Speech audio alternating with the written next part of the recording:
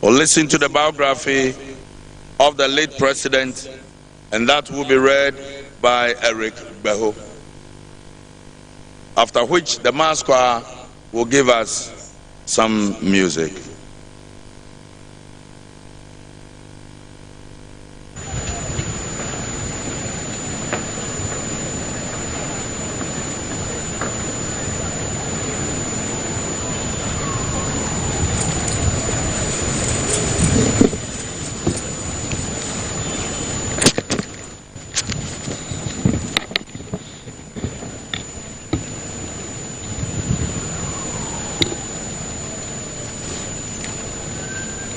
The biography of J.J. Rawlings, abridged version.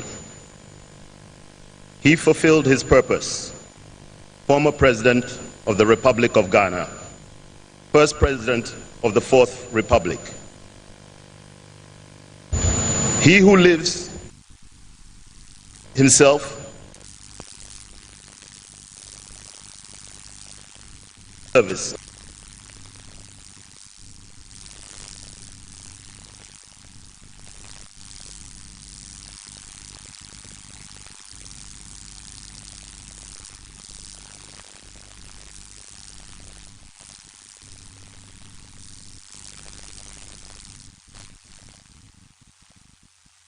Jerry John Rawlings, not every day during his time on earth. A towering and transcendent figure in African politics. Former head of state and president of the Republic of Ghana, Flight Lieutenant Jerry John Rawlings is admired widely on the continent of Africa and internationally for his patriotism, sincerity, drive, and participatory leadership approach.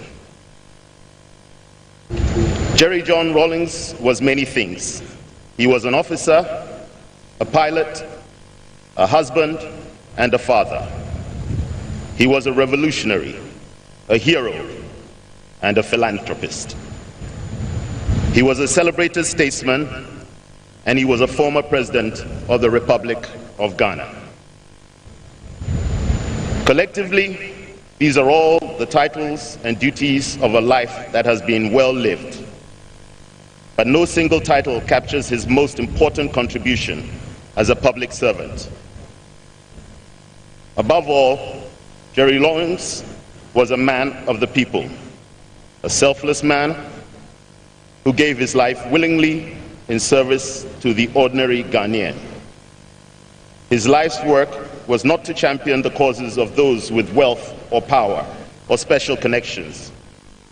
It was to give a voice to those who were not heard. The strength of Jerry Rawlings was a sincere dedication to the cause of the working poor and oppressed masses. Quote, "For myself, I am ready for whatever sacrifices are required in such a struggle for a better life for our people, and I will forever work with and be at the service of the people who share that common cause," unquote. He was given the gift of empathy and was able to humbly feel for and show compassion for the pain and suffering of others. The sick child who could not see a doctor, or the young soldier denied his basic human rights. He understood the language of the people, and he articulated it with all conviction and empathy. By calling on workers, soldiers, farmers, policemen, teachers, and students to raise their consciousness. Known for his anti-corruption credentials, Jerry Rawlings was a profound and fearless advocate for social justice, accountability, and the political and socio-economic empowerment of Ghana's people. He eventually made his mark on the world by committing to a purpose much bigger than himself. For Jerry Rawlings, that meant answering the highest of callings, which was serving his country in a time of extreme deprivation. Throughout his life, President Jerry John Rawlings used his gift to touch as many lives and right as many wrongs as the years would allow. Early life and education. Jerry John Rawlings was born on June 22, 1947, in Accra, Ghana. He was first named Jeremiah Rawlings John and was baptized Roman Catholic.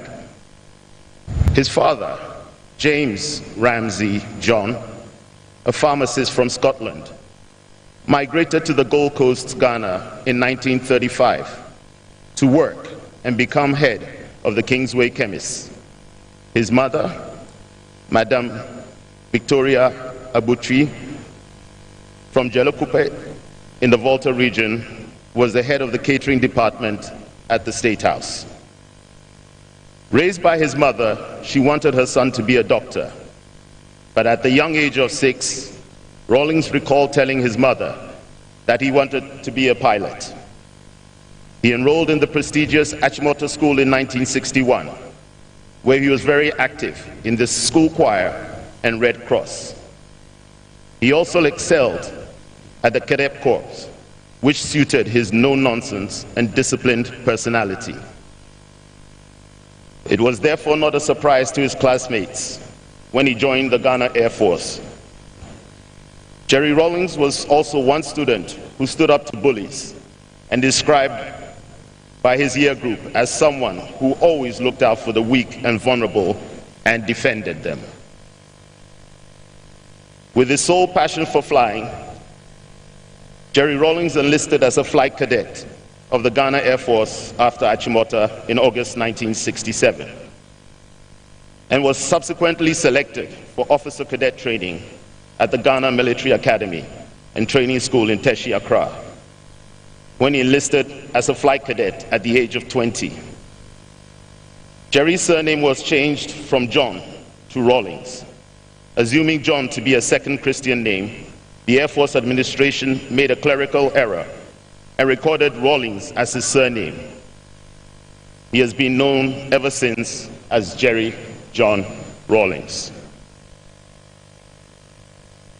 As part of his ongoing training, he was posted to the Takoradi Air Force Base in the Western region in 1968, where he subsequently advanced and became a commissioned pilot officer of the Ghana Air Force in January 1969, and was awarded the Distinguished Speedbird Trophy for his outstanding airmanship. He got posted to No. 1 Transport Squadron for his operational conversion and training on the DHC Otter aircraft. In June 1970, Jerry Rawlings was posted to the Communications Squadron, Air Force Station Accra, as a squadron pilot flying the Beaver aircraft.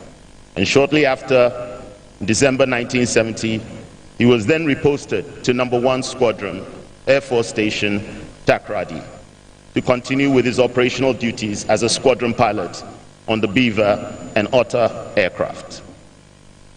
Just a month after January 1971, Jerry John Rawlings was interviewed and selected to join the prestigious No. 4 Fighter Squadron at the Air Force Station in Accra. He began his conversion and operational training on the MB-326F aircraft, and in April 1972, he was appointed Station Adjutant to the commanding officer of the Air Force Station Accra, and appointed officer in charge of the station's Operation Feed Yourself project, the flagship project of General Achampong's National Redemption Council. A natural workaholic and one who enjoyed working in the outdoors, Jerry John Rawlings took this responsibility very seriously and dedicated all of his off-duty hours to this task. He was a natural leader, so it came second nature to him to motivate the officers and men under his command to participate actively in the project. He single-handedly operated the station's tractor to plow all arable lands on the Air Force Station, which earned him the admiration of the officers and especially the airmen.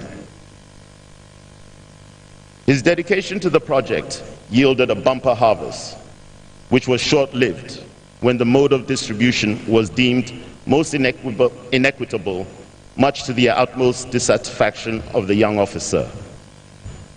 The majority of the harvest went to the commanding officer, which was a common practice in the Ghana Army at the time.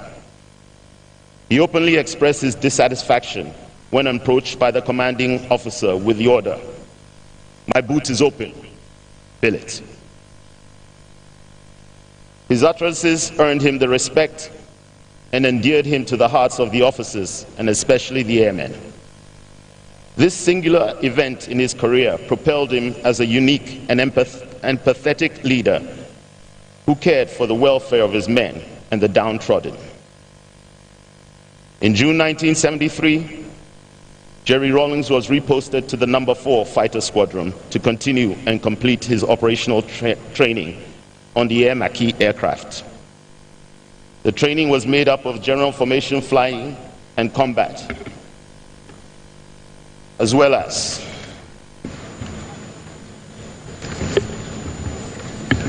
tactical formation flying to include air-to-ground firing at the Bundasi range. This included live firing with rockets, strafing, high-angle bombing, and skip bogging at the Gambaga live firing range. After these operations, Flight Lieutenant Rawlings gained his combat readiness certification. Jerry Rawlings was a highly skilled and efficient officer with a close rapport with his men, which earned him the rank of Flight Lieutenant in April 1978. By then, he had married his childhood sweetheart and longtime girlfriend, Nana Ajiman, in 1977, at a wedding held at Red Church. The young couple will soon welcome their first child, whom he named Zanetta, meaning, "Let the darkness end," in his mother tongue, Ewe. The name symbolized a call to the end, to end the economic and social misery that Ghana was undergoing. This signified his personal hope that the state of decay would stop, in spite of economic hardships and a new family to provide for. Jerry Rawlings maintained his gift of giving. After June 4th, 1979, the couple's home went from their little oasis to an unofficial refuge for people that believed in Jerry John Rawlings' ideals. Rawlings returned to power in December 31st, 1981, thrust the young couple into a political trajectory where Nana Konadu, a young First Lady, saw an opportunity to contribute to rebuilding Ghana through the development of women, politically and socio-economically. After the birth of Zanetta, the young couple went on to have 3 more children, with each one named after an African freedom fighter, Ya Asantewan of the Asante Empire, Princess Amina of Sokoto and Zaria, and Kimati of the Kikuyu people, a strong indication of his political ideals and that we have a duty to fight for what is just, even at the cost of our own lives. Early political career. When Jerry Rawlings became head of state of Ghana in 1981, he inherited the worst economy in the nation's history. Food and fuel were scarce. Store shelves were empty, and people had to queue for hours just to buy a tin of milk or a loaf of bread. Every Ghanaian was affected by increasing food shortages and long bread queues.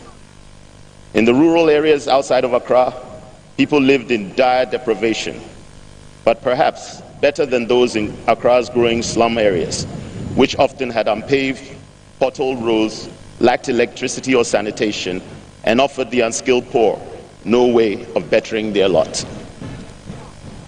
In a string of setbacks that would have broken a lesser man and would have been easy for Rawlings to retreat from public life and live out his years in peaceful quiet. But that was not Jerry Rawlings.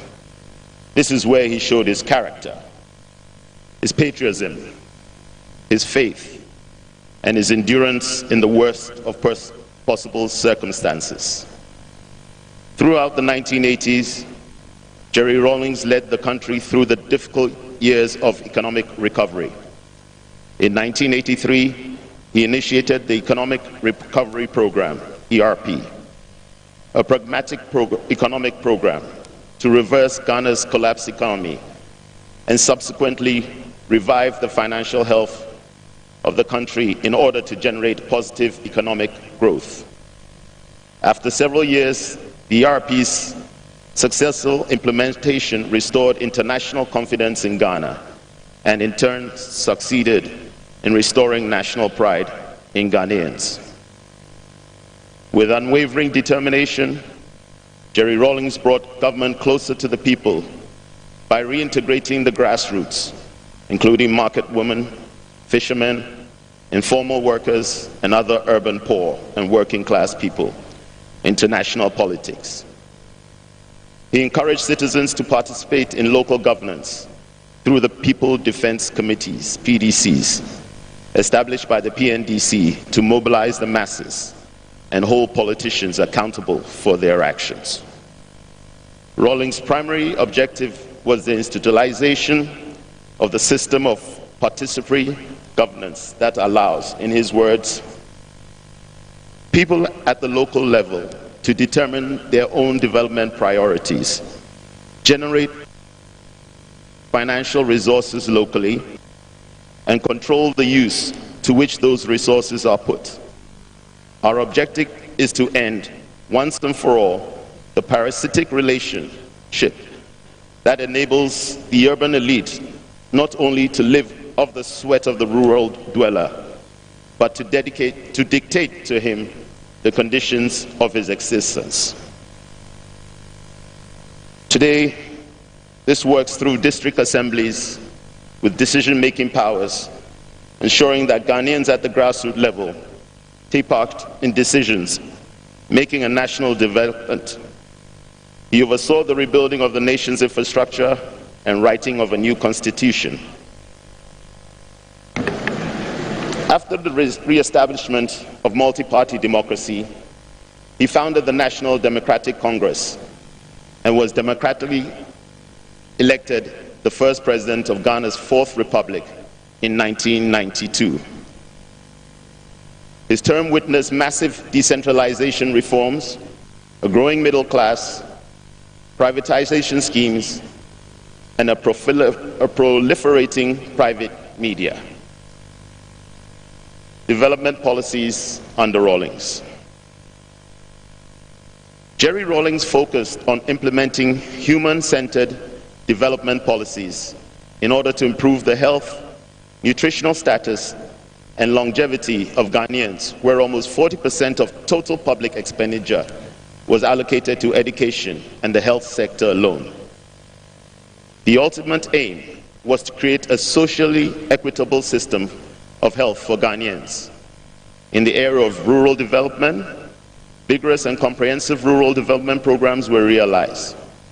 Electrification, which was available to less than 20% of Ghana's population, was extended to all 10 regions at the time and every district. While embarking on rural development programs policies were implemented to expand Ghana's middle-income group. With food security a priority for Rawlings, agricultural policies were initiated that resulted in the recognition of Ghana's food production growth of 148% for the period between 1995 to 1997, as the third highest achievement on the record after Jordan, 157%, and China, 156%, in the World Bank's 1999 to 2000 development report. Aggressive policies were implemented to support Ghana's traditional export industries, such as gold and cocoa. and also to diversify its export content. In 1994, Ghana Investment Promotion Center was created to encourage and promote investment in Ghana.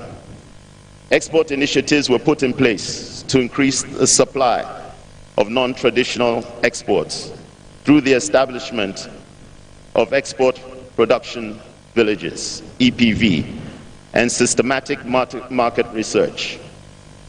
As part of the government's policy to attract viable foreign direct investment to Ghana, the Free Zone scheme was implemented in 1997.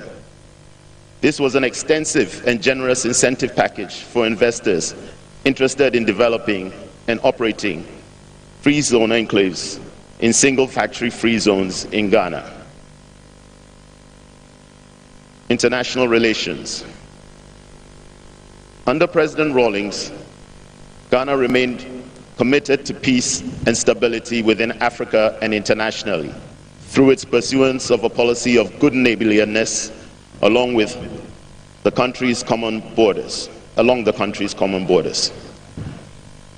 This was consistent with Ghana's commitment to peace and stability and crucial to the social economic development of Ghanaians. While strengthening ties with progressive movements worldwide, especially members of the non-aligned movement, and providing support to the African struggle, he restored relations with Western nations as well as China and Japan. To enhance trade and economic cooperation between Ghana and other nations, President Rawlings undertook investment tours to the West, emerging economies of Asia and within the African continent as well. He, however, criticized the global system as inequitable, emphasizing that developing economies that are operating free market systems are not deriving maximum benefit from the global free market system. He spoke passionately about international political morality and inequalities, and never hesitated to criticize the savagery of capitalism whenever he had the opportunity. Within the sub-region, President Rawlings contributed tremendously to conflict resolution and political stability in countries such as Rwanda, Sierra Leone, and Liberia. Under his leadership, the Ghana Armed Forces regained its reputation as one of the finest and most disciplined forces in military operations around the world. His special interest in the armed forces can be credited to his early career in the Ghana Armed Forces, where he showed exceptional skill and acumen while proving himself as a distinguished fighter pilot. His experience as a military strategist was a major contributory factor to Ghana's record in conflict resolution in the sub-region. This was observed in 1994 when he became the ECOWAS chairman during the Liberian Civil War. Under his chairmanship, the Akosombo Accord and Accra Peace Agreements were signed. Post-presidency, elder statesman.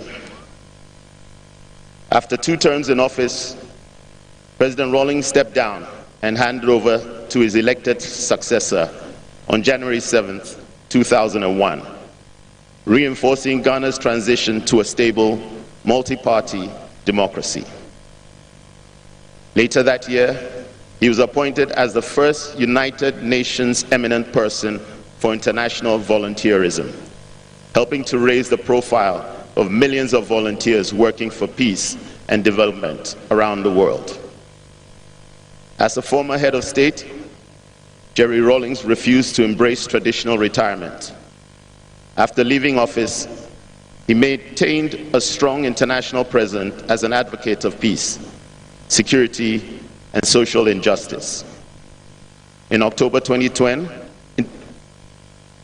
the African Union appointed him as the AU High Representative for Somalia to mobilize the continent and the rest of the international community to fully assume its responsibilities and contribute more actively to the quest for peace, security, and reconciliation in Somalia. Through negotiations with the Somali leadership, politicians and neighboring countries, Jerry Rawlings managed to get the parties to embrace the transitional roadmap. By October 2011, President Rawlings was also appointed Ambassador of the Pan-African Parliament. Through active engagement at various forums, London to Nairobi, President Rawlings worked to ensure that various interest groups in the Somali political climate reached consensus on bringing the traditional period to an end. To this end, President Rawlings is recognized for his statesmanship and dedicated service to restoring peace and security in Somalia. Later life philanthropy. President Rawlings dedicated most of his retirement years to philanthropy. He focused on supporting the underprivileged by providing support towards medical care, the payment of school fees, and issues of accommodation and personal welfare. In March 2017, the former president funded the spinal correction surgery of Maxwell Agoso, a young boy who had a serious spinal abnormality that threatened to cut his life short because of the pressure brought to bear on his heart.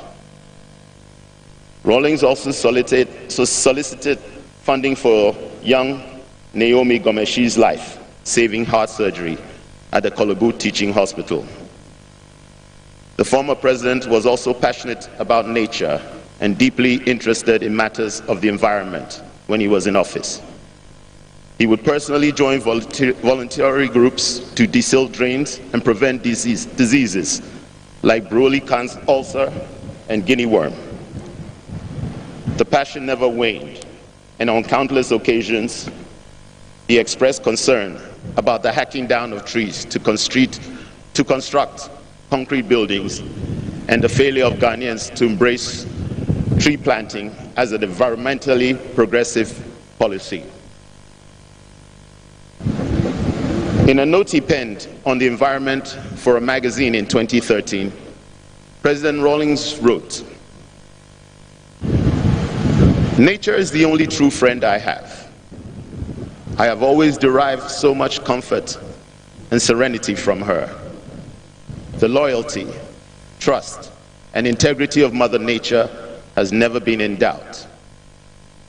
If only our greed and lust for power had not demeaned us, the life of Mother Nature and the environment wouldn't be hanging perilously in the balance. If I could live my life again and again, I would still spend it trying to protect her. My profession as a pilot would have been empty without the beauty and wonder of the landscape.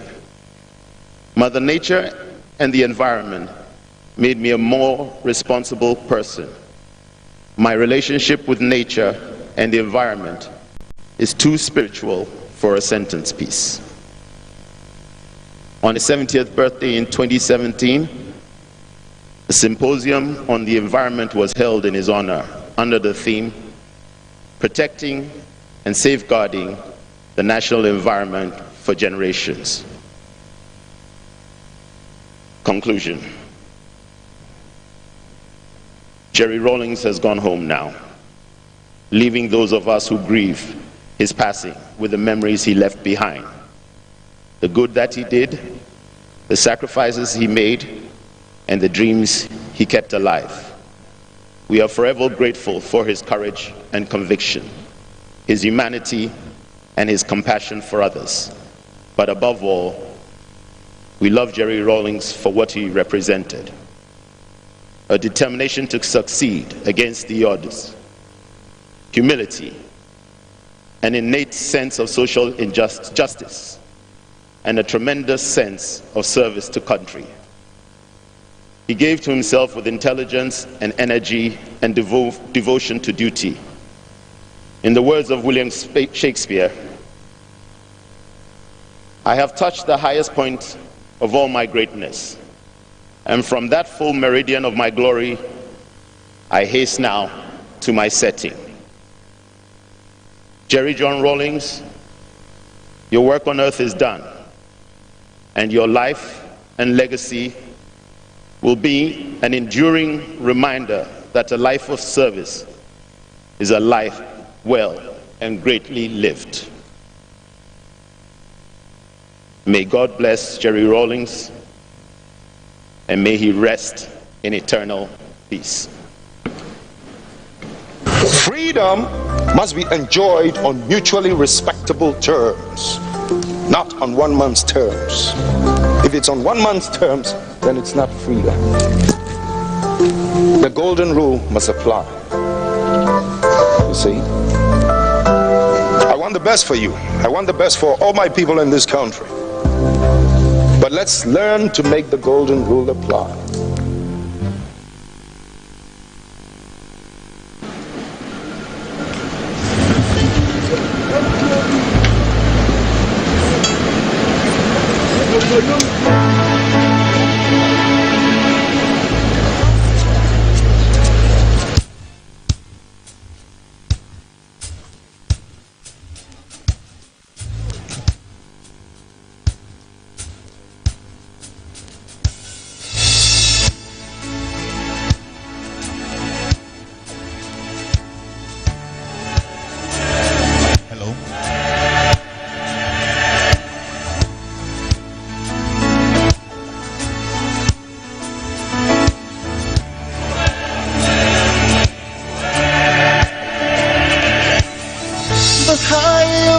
Your barrier,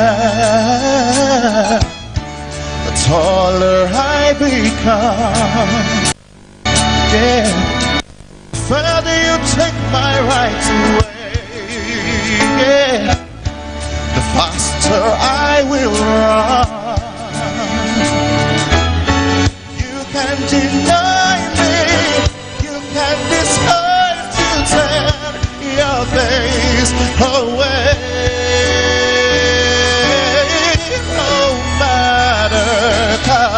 There's something inside so strong.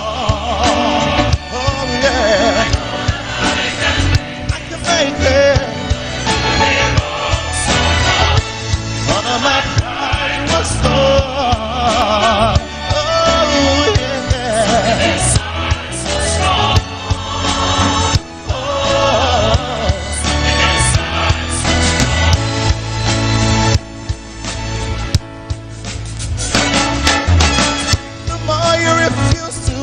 my voice, yeah, the louder I will sing, yeah. You hide behind walls of Jericho, your lies will come tumbling, yeah. Deny my place in time, turn the world that's mine, my life will shine.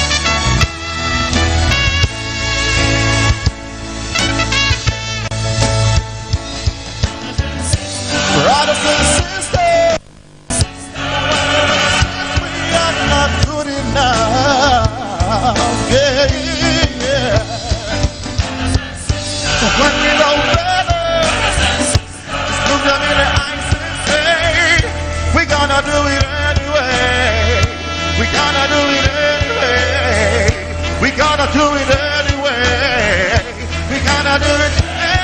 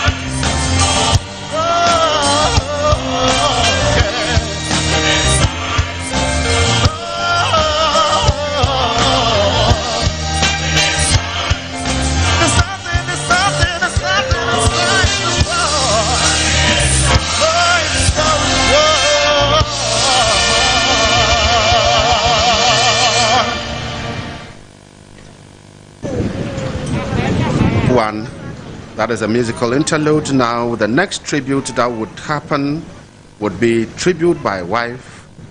That is Nana Kunedu, Her Excellency Nana Kunedu Ajiman Rawlings. And we're expecting the tribute to be read by Amina Rawlings. We'll take the first tribute, and that is by Her Excellency Nana Kunedu Ajiman Rawlings, and is to be read on her behalf by Princess Amina Ajiman Rawlings, after which Elsie Duncan Williams will sing tribute.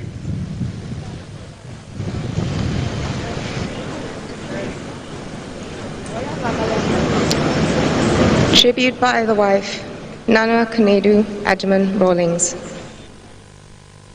It starts off with a poem. We started on the journey with wonder at the world. We skipped along with heads held high. Our flag of hope unfurled.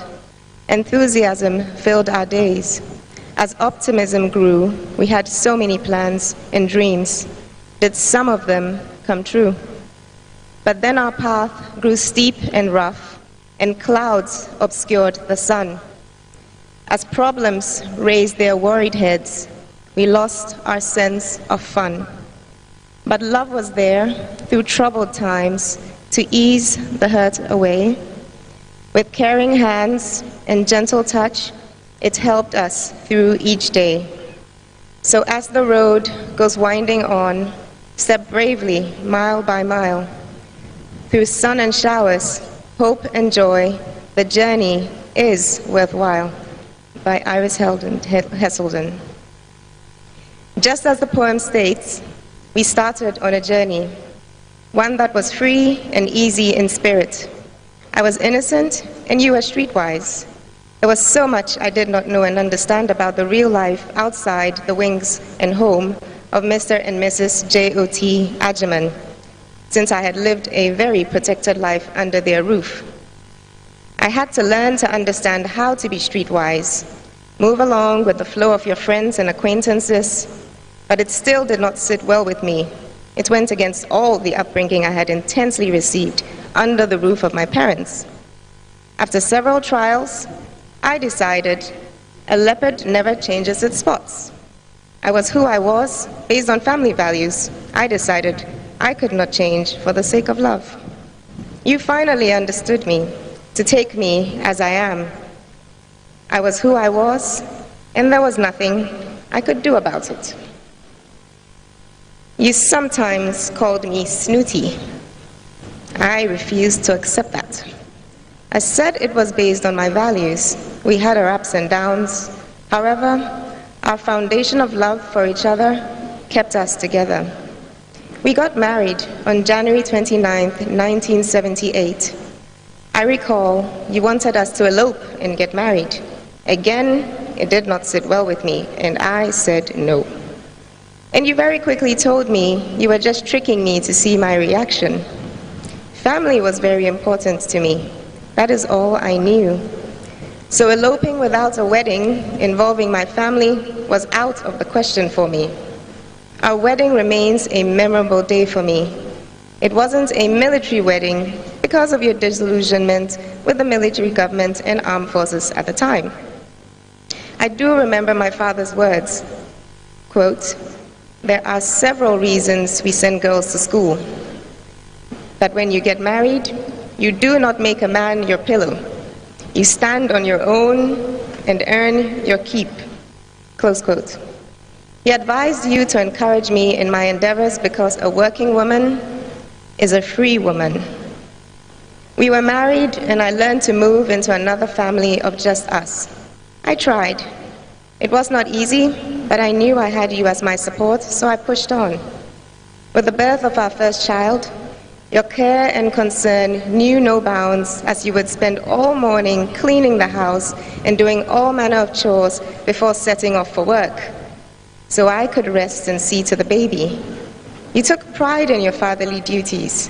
There was no task too tiresome or bothersome for you, as you sought to take care of your young family. The scarcity of goods in the country at the time made things so difficult for everyone, and so you decided to name our daughter Zaneto, which meant, let the darkness end. The next few months had me in a constant state of fear, as you were arrested countless times by the military intelligence, culminating in the historic trial after the May 15th uprising. Life after June 4th, 1979 was never laid back. It was a roller coaster, and to quote Iris Helseden, but then our path grew steep and rough and clouds obscured the sun. As problems raised their worried heads, we indeed lost our sense of fun. But love was there through troubled times to ease the hurt away, close quote. Our home went from our little oasis to an open refuge for all manner of people that believed in your cause. You were passionate and open-hearted, sharing all you had without a thought for yourself. After the arrival of our second child, Ya Santwa, it felt like the nation was at its peak with hardship. In spite of this, Jerry, your gift of sharing knew no bounds. You would bring different people into our apartment, strangers and friends, for tea, coffee, and any meal you could lay your hands on in our kitchen. I tried countless times to hide the meager provisions we had for the children, but somehow you always discovered my stash, much to the mirth of your friends. After the 1981 December Revolution started, with all the difficulties of running a collapsed state, I saw less of you due to your schedule. When the restructuring and reconstruction took off, improvements to the national economy were clearly visible, and I would bring the girls over to visit on weekends and fortnightly. They never could hold back their excitement. When Amina and Kimathi were born, my work with the rural and urban communities intensified. You made me your eyes and ears to what was going on around the country. You trusted in the integrity and astuteness of our womenfolk to give a good assessment of the reality on the ground. With your help and support, we were able to make the fight for women and children's rights a reality with the passing of the interstate succession laws, family accountability laws, and all the other laws passed on behalf of Ghanaian women and children. They are a testament to your concern for your nation when you were made aware of the difficulties women were facing in the country. You never hesitated to help with the passing of laws to protect the vulnerable and the voiceless. From 1983 to 1992, I worked assiduously on empowering the Ghanaian women. I knew my passion to transform the lives of women could become a reality. I had dreams of improving the lives of the urban poor communities through women, but it still remained a dream, since I could do nothing without passing through the People's Defense Committees, who, by the way, totally disagreed with my style. I changed lanes like a sports car, pushing past two trucks driving side by side. I decided to move away from the urban areas and concentrate on rural women. I squeezed through and started working with rural women and rural communities from the north to the south, east to the west of Ghana. Reports got to you that I was disturbing the People's Defense Committees. After listening to my rationale, you gave me a thumbs up to continue. You helped me by assessing all my issues and getting laws passed to support the women and children in Ghana in many fields. With all the opposition I got within the PNDC government, only one male appointee supported me, BBD Asamoah, who urged me on with the women's programs I was doing. He explained to you my intentions and the importance of allowing me to develop the women in Ghana to become self-sufficient and economically sound, since they hold half of the sky. So their empowerment will reflect on how the children in Ghana will grow and develop as well. You expected me to prove my worth by refusing to help my organization financially and challenging me flatly to raise my own funds if I felt the cause was important enough. Today, I appreciate and understand the importance of separating my NGO women's movement work from government business. I went all around the world, boldly fundraising and shamelessly negotiating in different sectors for opportunities for our women and children in Ghana. Jerry, I know that God created us for each other. And today we make a formidable team, notwithstanding the ups and downs of life. We believed in each other and in our dream of making Ghana a country we could all be proud of. One to set the pace for our sub-region and continent. I dare say we did not do a bad job. As you worked assiduously on state matters, I concentrated on empowering the women and improving the quality of life for them. Irrespective of their origins or creed, we were a team fighting to transform a collapsed state into one of potential prosperity for all. You did your best, and I played my part in my own way. You always said you did not need titles to define you, so you remained Flight Lieutenant Jerry John Rawlings. You also said you did not need political titles to influence a party to do what is right and honest for Ghana. So for most, you remained Chairman. To me, you were and always will be Jerry, my love, my life partner, my friend. You were for Ghana and then for me. I say farewell with the words of Rachel Wallace.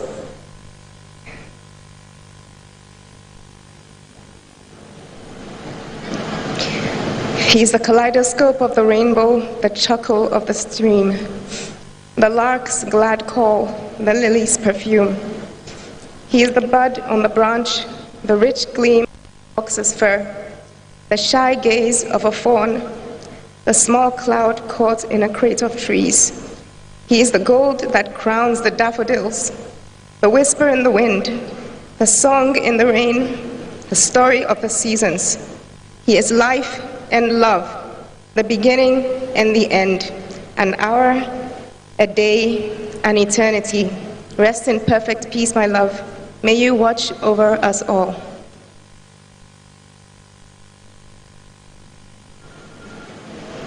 The wife, Nana Kunedu Ajiman Rawlings, read by Princess Amina. Commander, this is the most...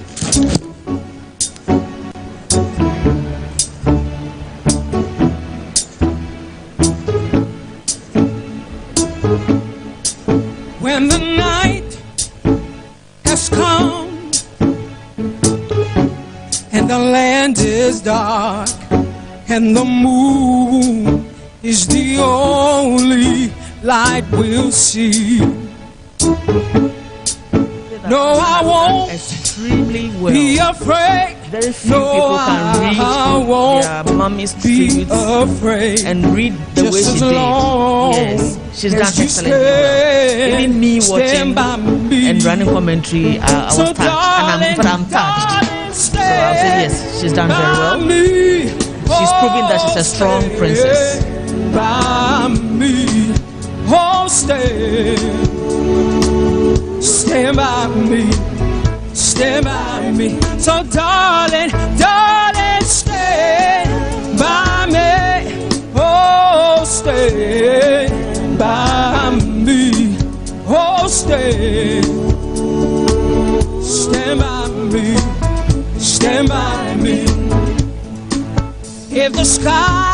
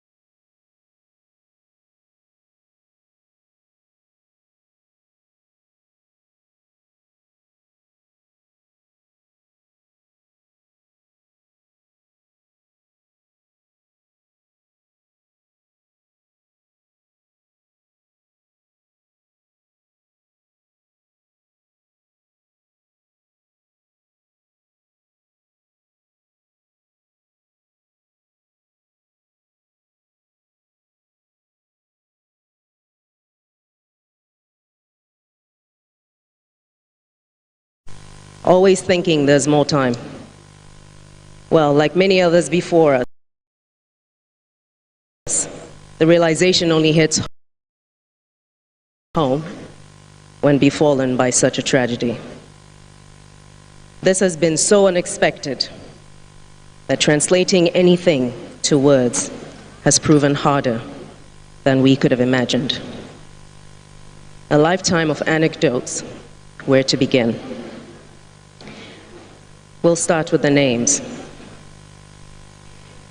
You were the earthly possessor of the name Jeremiah, whose mission covered some of the most turbulent and tumultuous decades in biblical history.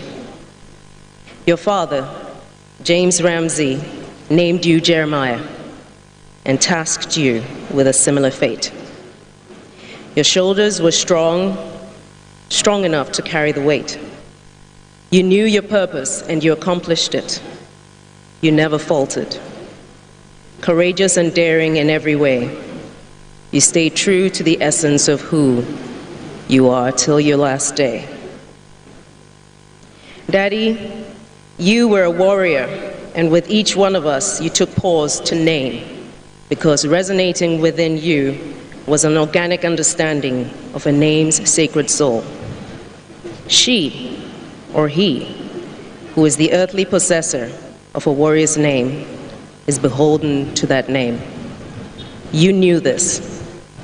You did not name any of us after you to ensure that we would discover our own purpose in our name's sacred soul.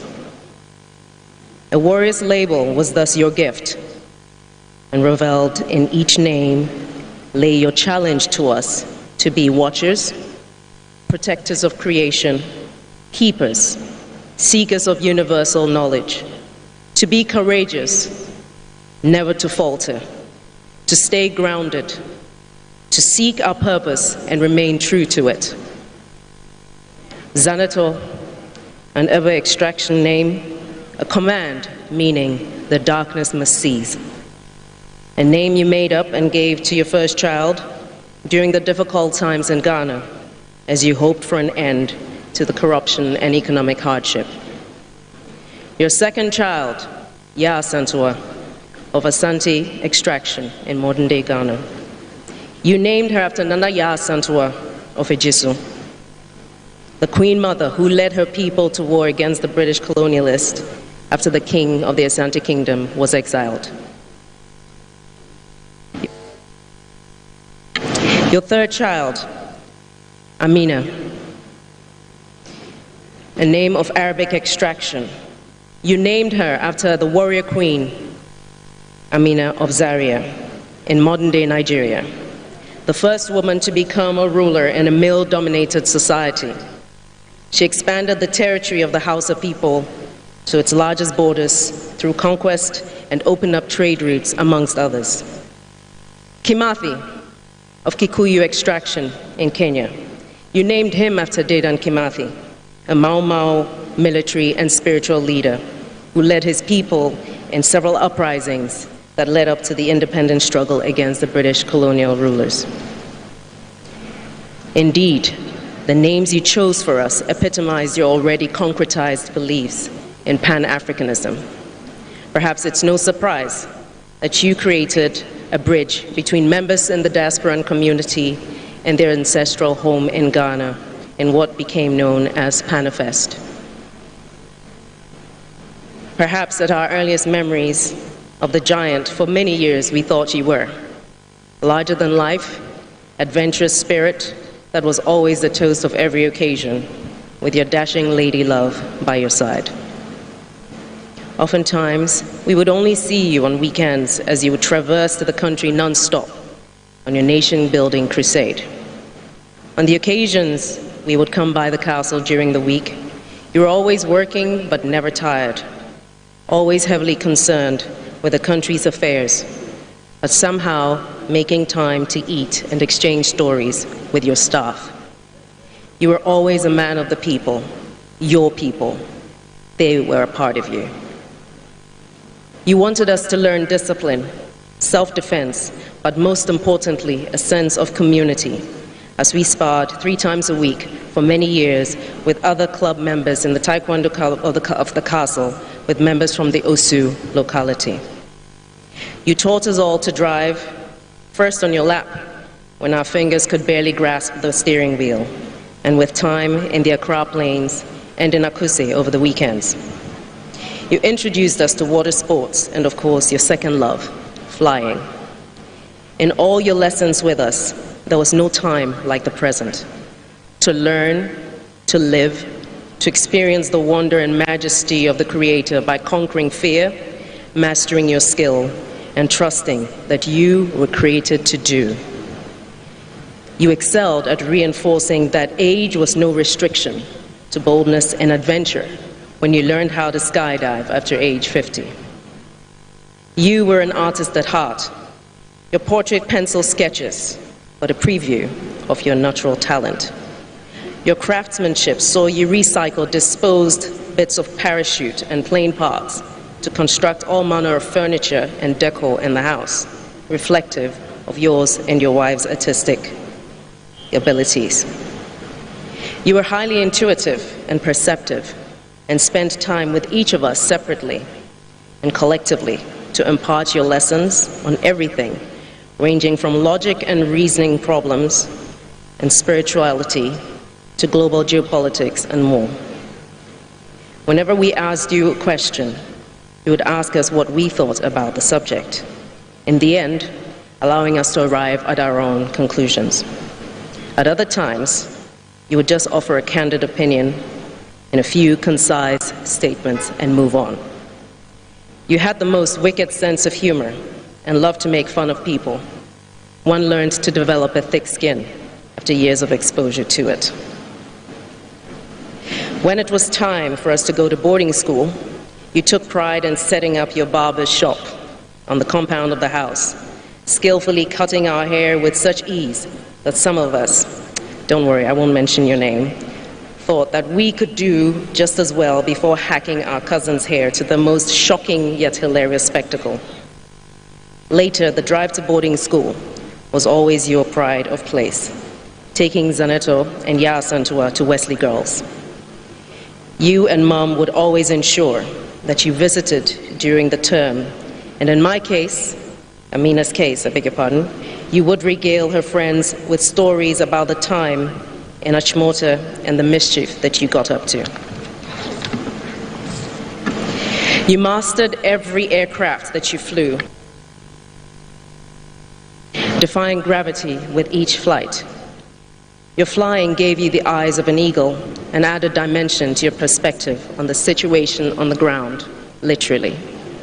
Even among the clouds, you were an artist. You were a master of the skies. Your skill as a pilot was so well and purposefully honed, yet never giving way to fearless recklessness, fully understanding that an element of fear is a requirement to anticipate danger. Never succumbing to the mundanity of life, you raised us to challenge the ordinary and to push beyond our comfortable boundaries.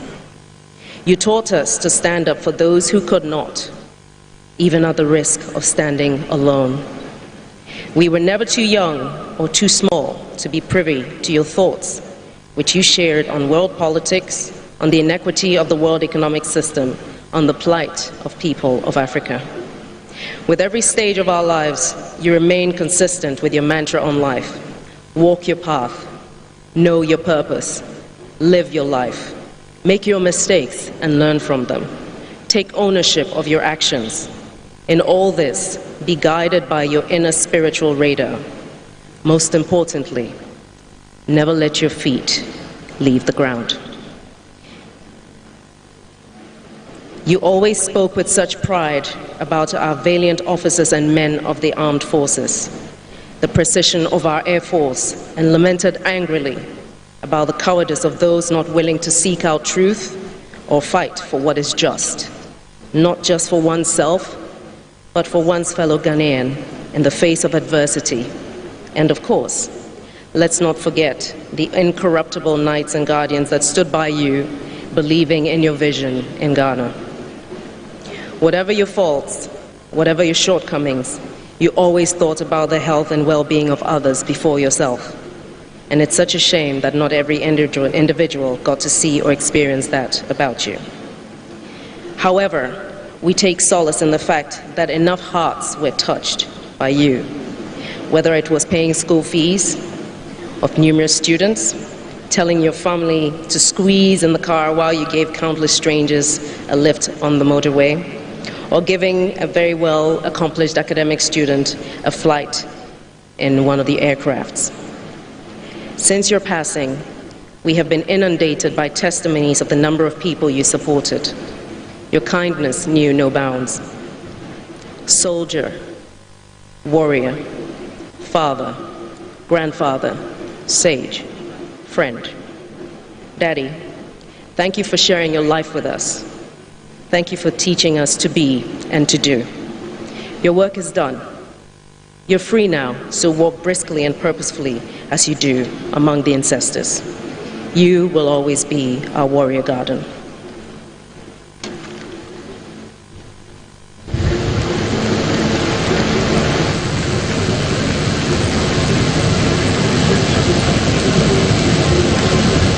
The next tribute is by the National Democratic Congress, and it will be read by Alhaji Hudu Yahya, after which the mass band will give us some martial music.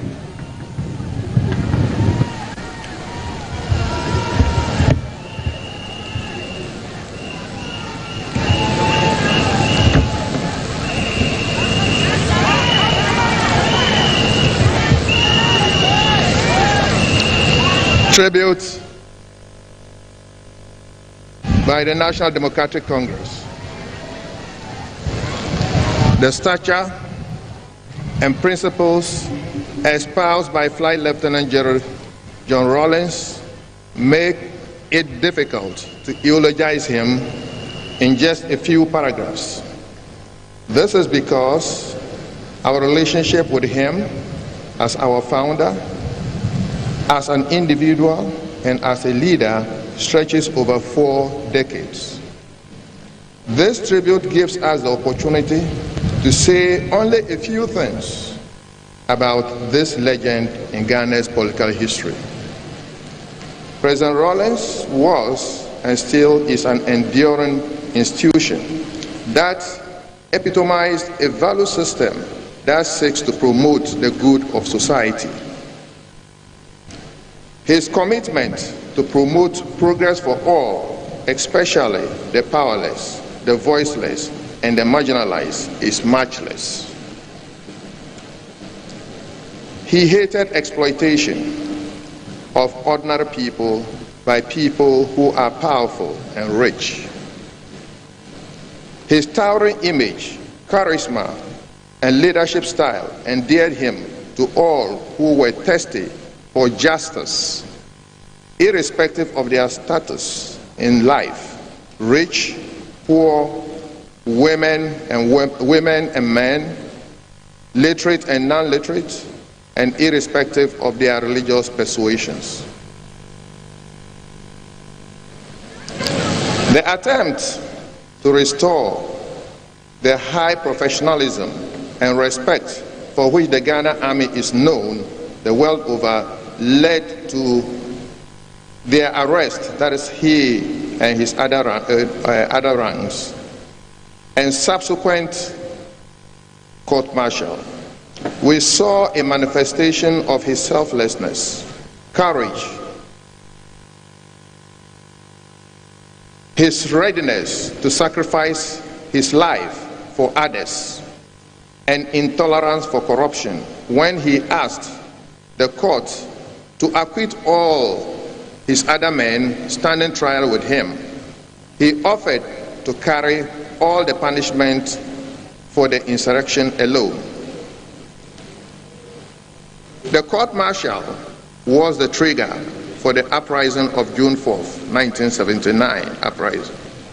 Officers and junior ranks who saw his vision of cleaning up the rots in the Ghana Army, then under the leadership of the senior officers of the Ghana military, stormed the Bureau of National Investigation, where he was incarcerated, and freed him to lead the uprising for restoration of the dignity of the military and the country. The June 4th uprising was short-lived. Between June 4th to September 25th, 1979, because it was meant to halt the corruption then in the high places and seek accountability of persons in power. It was not the intention of the June 4th revolution to disrupt the program of return of the country to multi-party democracy. Hence, the country went through the elections as planned, and the civilian government was sworn in. His conviction that Ghana could progress only on the back of values and principles of June 4, and his determination and commitment that those values and principles be firmly integrated in the body politic of Ghana compelled him to lead some progressive officers and men to change the administration of the country on the 31st December 1981. At the advent of the 31st December revolution, Ghana's economy had completely run down. There was shortage of basic foods, basic necessities of life were non-existent, hospitals were empty with no basic drugs, and majority of Ghanaians, including highly trained professionals, had to leave the shores of Ghana because they could not make ends meet. In 1983, when the revolution was barely 1 year old, 2.1 million Ghanaians were deported from Nigeria, and he mobilized all resources of Ghana, including ships of the Black Star Line, Ghana Navy, the aircrafts of Ghana Airways, land transport through our borders, and formed the National Mobilization Program, the NMP, under the leadership of Commodore Steve Obimpe, to bring down Ghanaians who were deported back to Ghana. All the deportees were being received at the Aflao, Sankasi, and Tatale borders, Tema and Takoradi harbors, and Kotoka International Airport, with medical facilities, psychological counseling, and transport to the respective towns and villages of the deportees. He was committed to reverse the socio-economic state of the country from a country of shortages and queues to a country of plenty. Queues became a thing of the past, and most Ghanaian professionals began to return to help build their country. Black markets in respect of dealings in foreign exchange by Ghanaians, controlled prices, and kalabule became things of the past.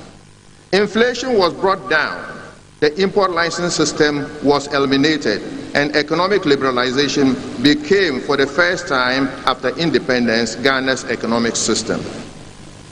Ghana's exports revenue began to soar, and diversification of the economy was also pursued vigorously.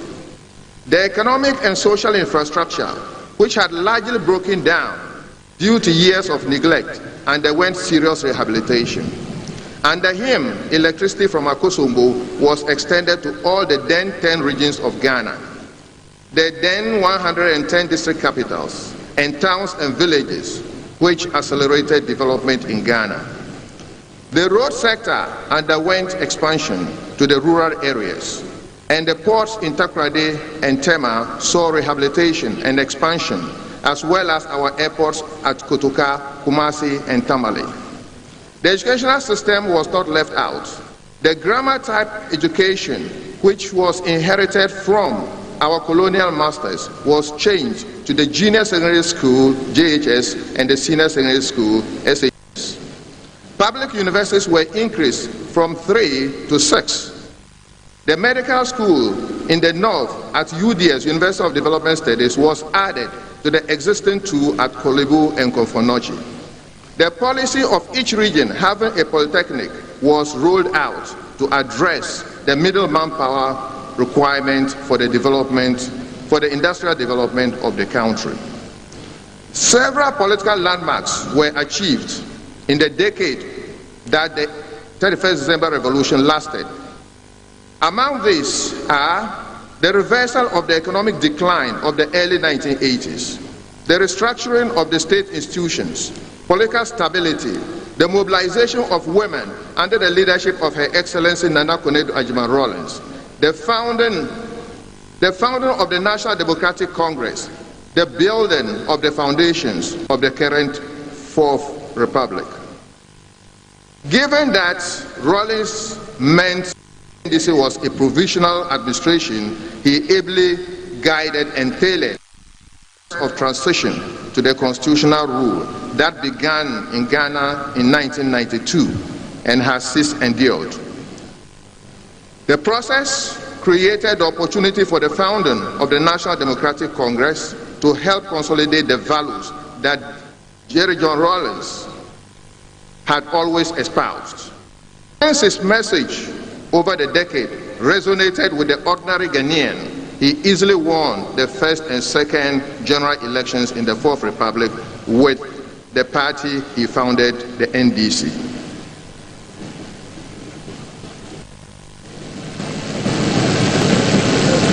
Perhaps it is appropriate to state here that His Excellency President Jerry John Rawlings signed the party's manifesto with his blood at Ho to signify the deep faith he had in the party to the principles which he believed in.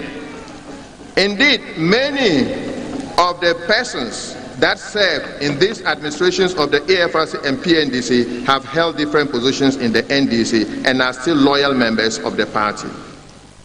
The role of President Jerry John Rawlings as the founding father of the NDC is immortalized by Article 5 of the NDC Constitution, and it states, the founding father of the National Democratic Congress is Flight Lieutenant Jerry John Rawlings, upon whose vision and leadership the party was established.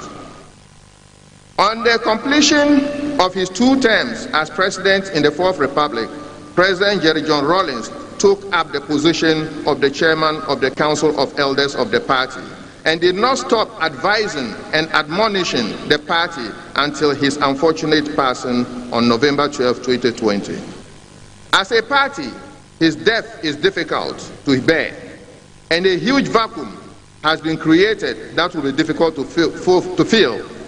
But we are consoled by the fact that his legacy of establishing the most enduring democracy in the history of the Republic of Ghana bears testimony to the principles and values that pushed him into the political life of Ghana a little over 4 decades ago. Ghana, Africa, and the world have lost one of those rare leaders who did not put personal aggrandizement over service to the people and nation. President J.J. Rawlings was a leader and a true son of Africa, who was a peace builder in Africa. Ghana was the first African country to move into Liberia to stop the carnage during its civil war, then to Sierra Leone and Guinea with its own resources before the international community joined in. Under Rawlings, Ghana was in Rwanda during its civil war, where over 1 million Rwandese lost their lives. And when all the international community, including the United Nations, withdrew their personnel, President Rawlings ordered our troops under the command of General Anyidohu to stay on and save lives.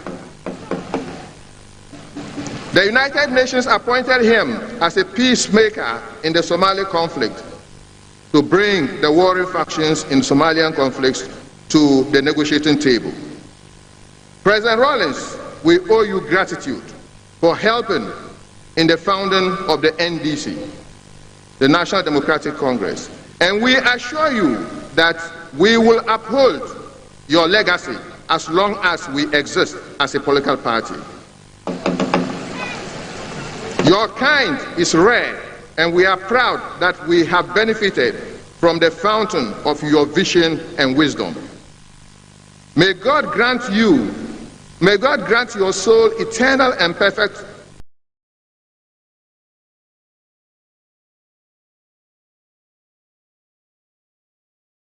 and peaceful rest, and may the earth gently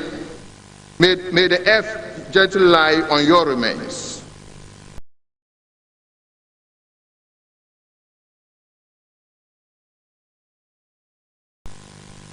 Fare thee well, our leader, our former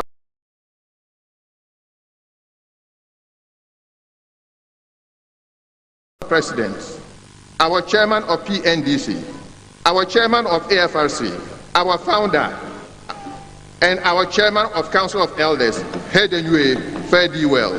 Thank you.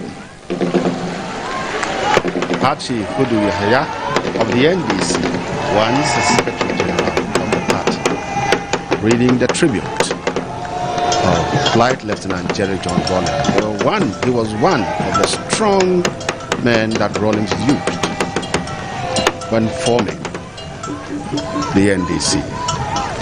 The next tribute would be by the Ghana Armed Forces. That is after a musical interlude.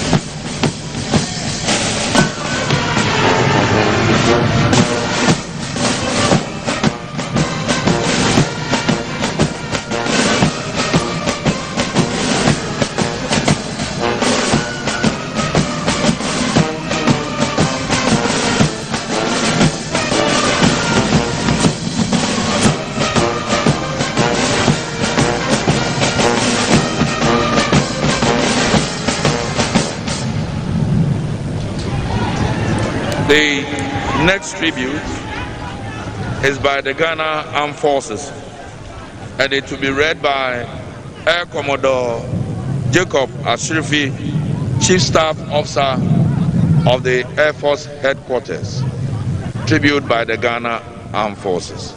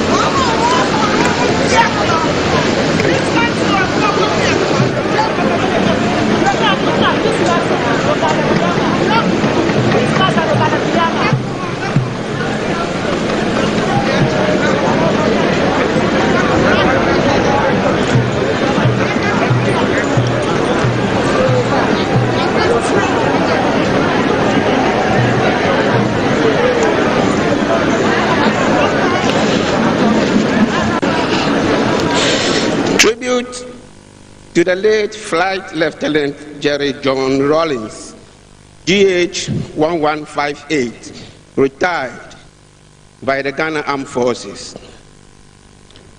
The great Nelson Mandela said, and I quote, "When a man has done what he considers to be his duty to his people and country, he can rest in peace."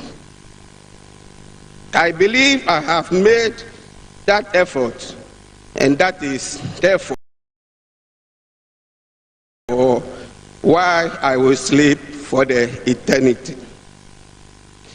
Any keen observer will agree that these words of Nelson Mandela resonate equally with the life of His Excellency Flight Lieutenant J.J. Rawlings, whom we mourn today. The late Flight Lieutenant Jerry John Rawlings was commissioned into the Air Branch of the Ghana Air Force as a pilot officer on 25th January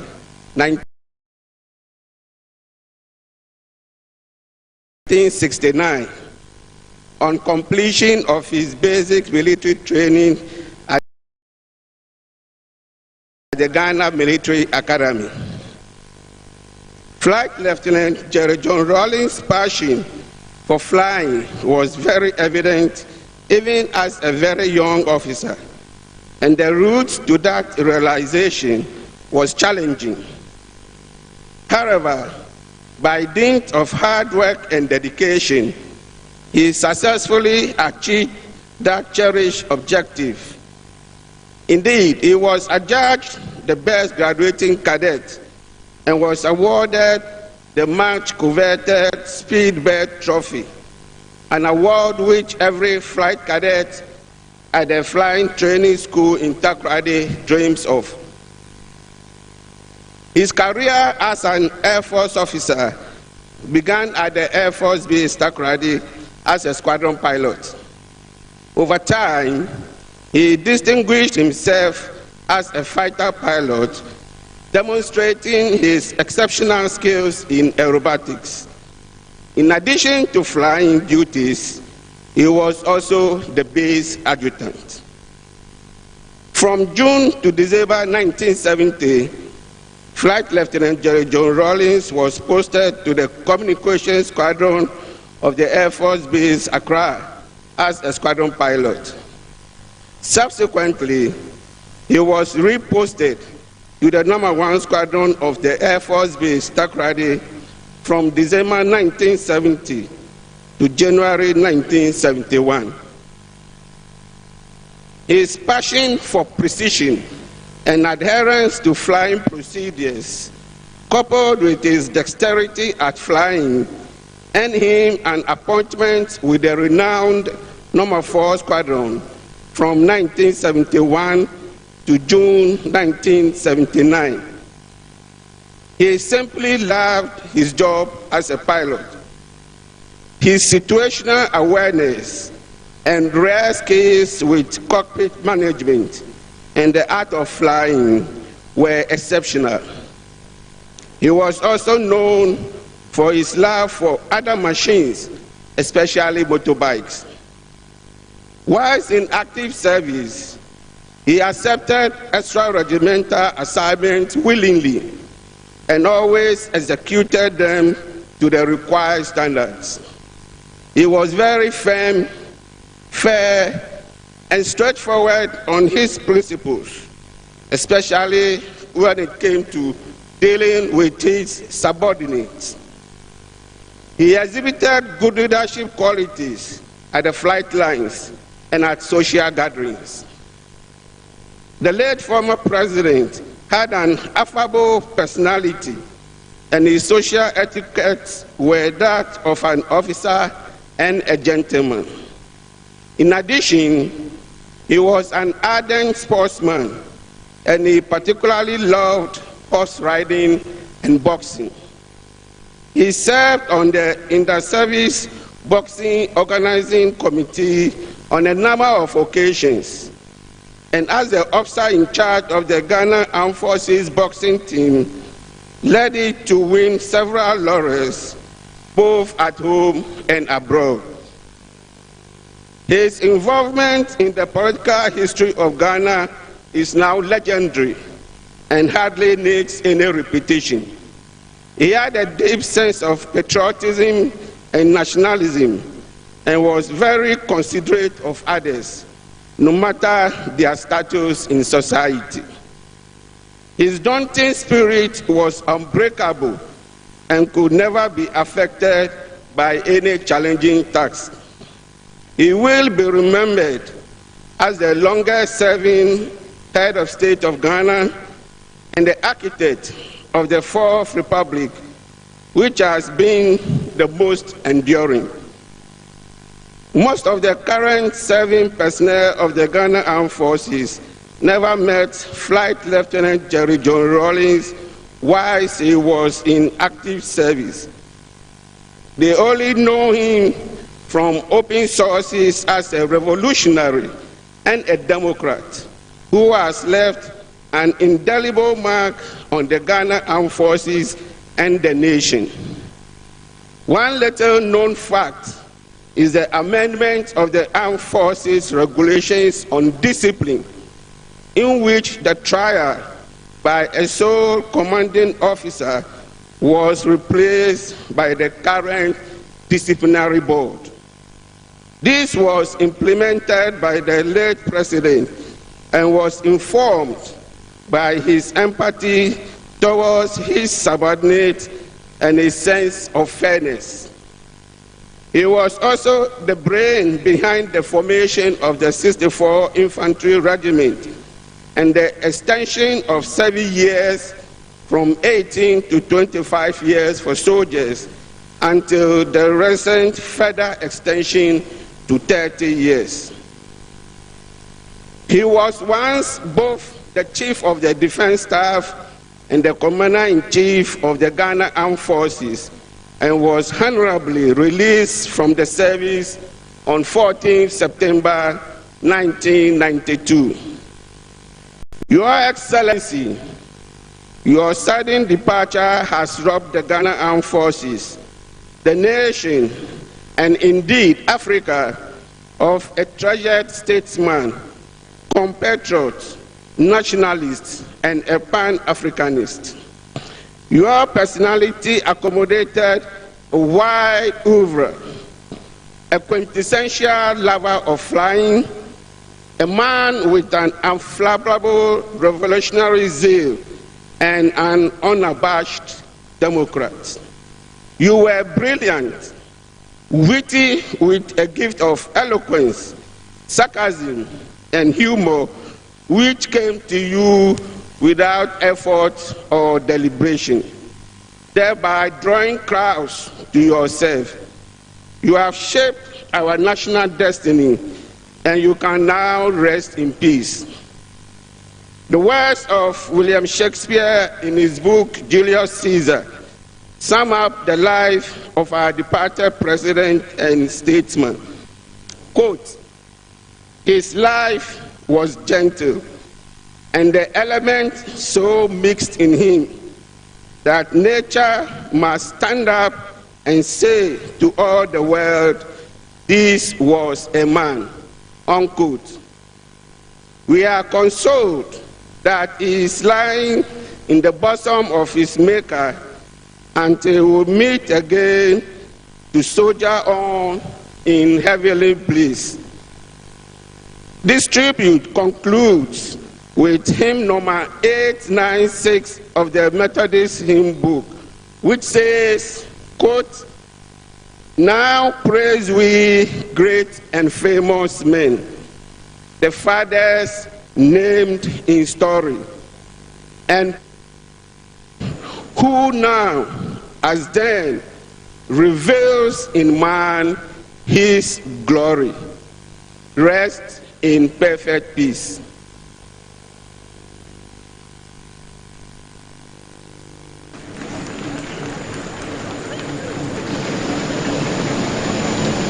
Thank you very much, sir. The choir will sing.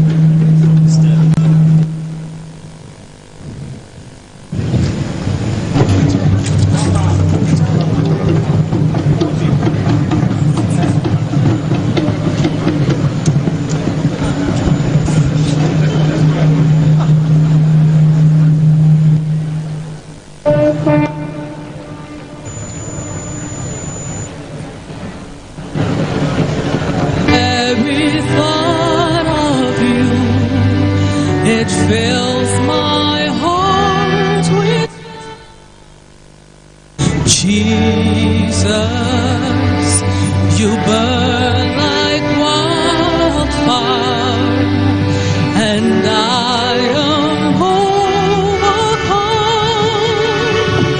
Lover of my soul, even unto death, with my every breath, I will love you.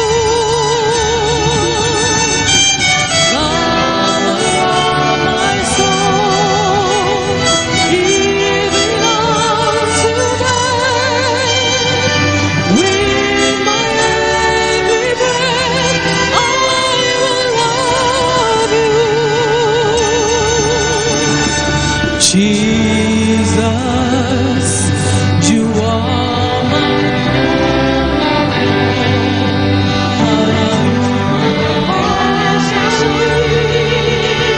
Jesus, you are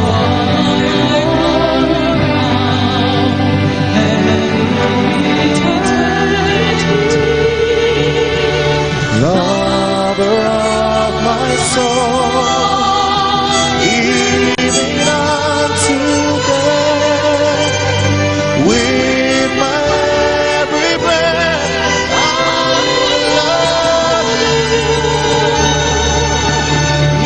Lover of my soul, even unto death, with my every breath, I will love you.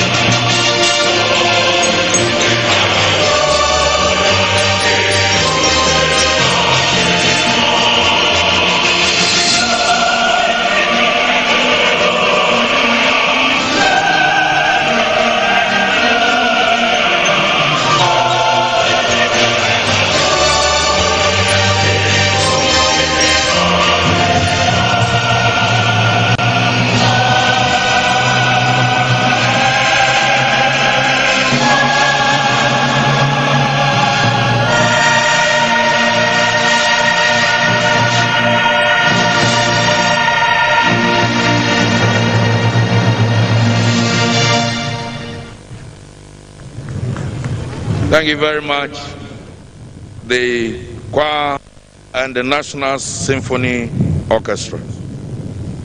Brothers and sisters in the Lord, I have the singular honor to invite the President of the Republic, His Excellency Nana Addo Dankwa Akufo-Addo, to read his tribute.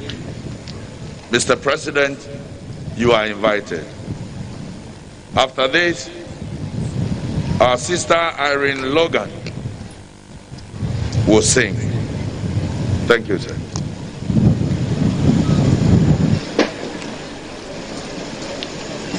Tribute to His Excellency Jerry John Rawlings, first President of the Fourth Republic. Farewell, Commandante. He burst onto the scene like a meteor, but a meteor that did not burst into flames and disintegrate like all meteors do.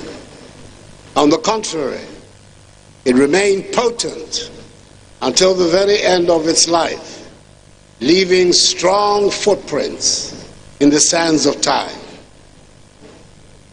The turbulent occurrences of the 1970s in Ghana, the overthrow of the Second Republic, and the Progress Party government by the military coup of 13th January 1972, the takeover of power by the Colonel Ike Champong-led National Redemption Council and subsequently the Supreme Military Council, the proscription of multi-party democracy, the professional strike of 1976, the March 1978 referendum on the proposal to entrench military rule through the Union Government concept, the formation of the People's Movement for Freedom and Justice, PMFJ, to mobilize the no vote in the referendum, the consequences of the vote, and the conspiracy to abduct the Electoral Commissioner, the palace coup that removed General Kutua Champong from office and ushered in General Fred Akufo in his stead, culminated in the emergence of Flight Lieutenant Jerry John Rawlings in the political space of our country. Charismatic, energetic, fearless leader.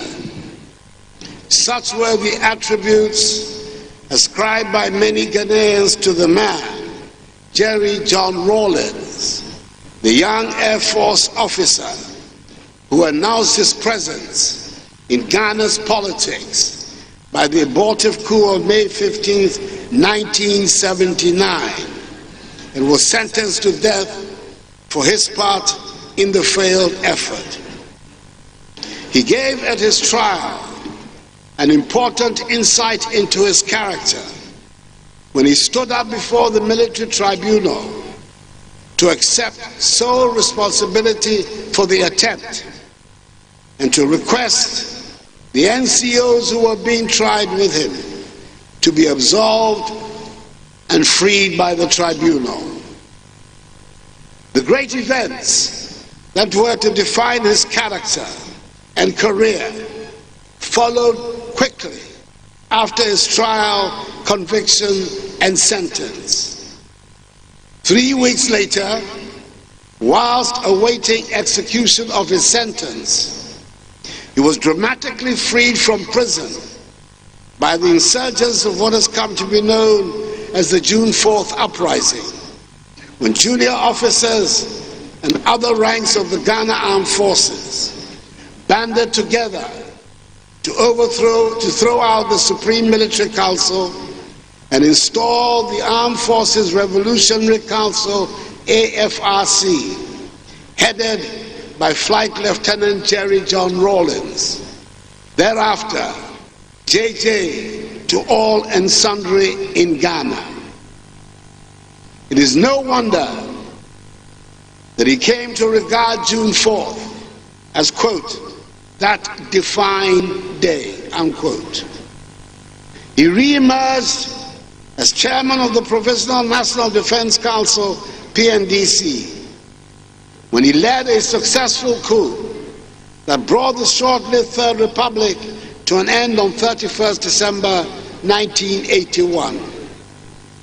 The tumultuous and at times lawless incidents of the AFRC 3-month tenure of office and of the early years of PDNC rule are matters of record, winning him passionate admirers, vociferous critics, and determined lifelong enemies, all at the same time.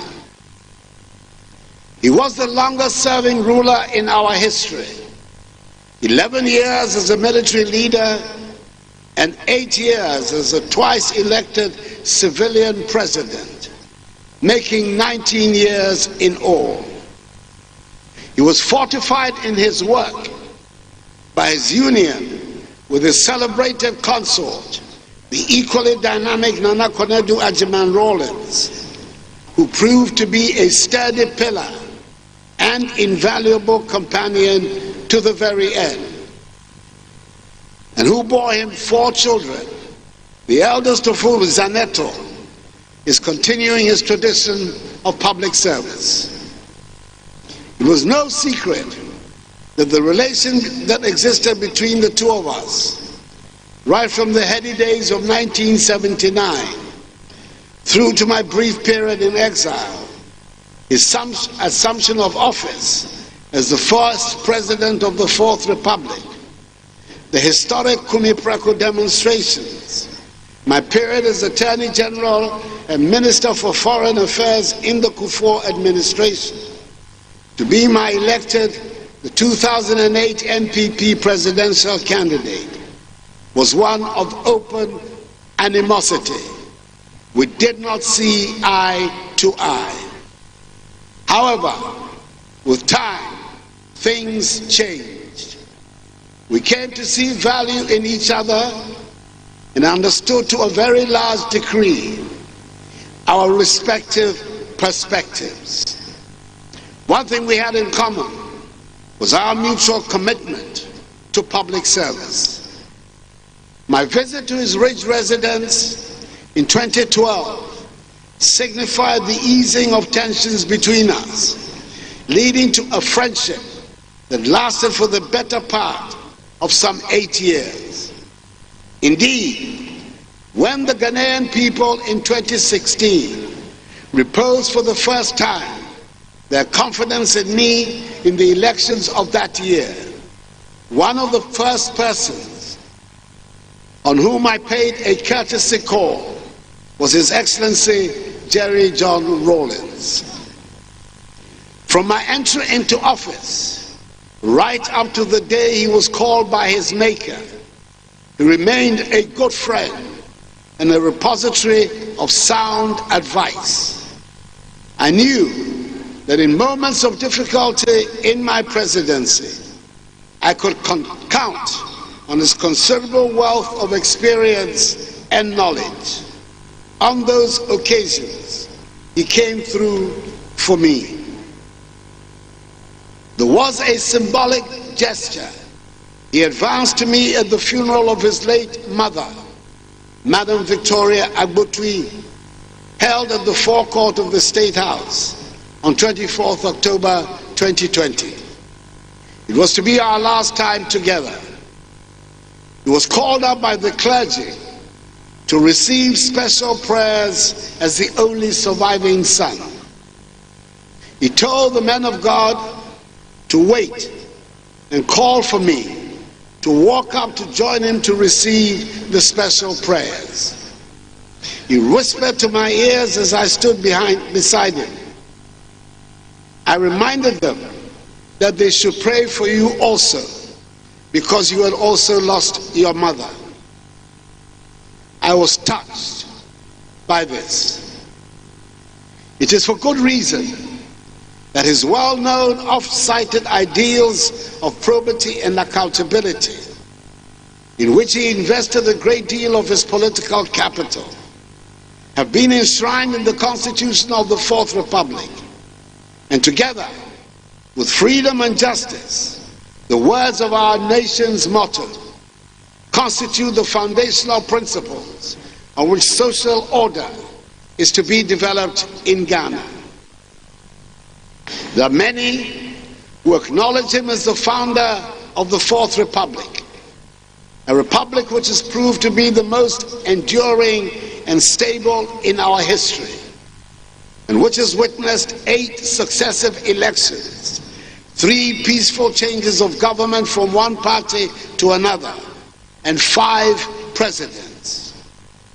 For all his revolutionary antecedents, he set in 2001 the enviable precedent which has since guided our country of respecting the 2-term limit of the presidency and superintending the orderly transfer of power to his democratically elected successor. Whilst he was with us, he respectfully declined an offer I made to him in 2017 to have the University of Development Studies Tamale, UDS, which he personally helped establish, named after him.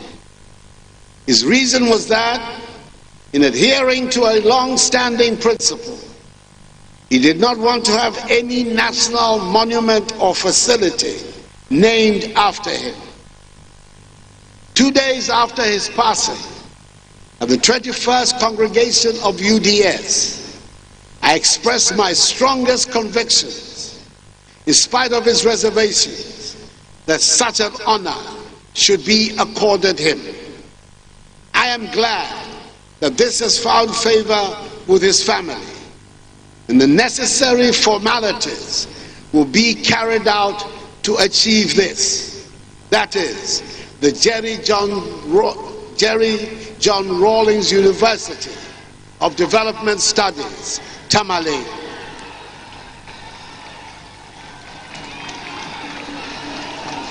Such is the measure of the man that the days associated with his political intervention in Ghanaian history, i.e. 15th May, 4th June, 31st December, and 7th January, are now significant days in the calendar of the nation.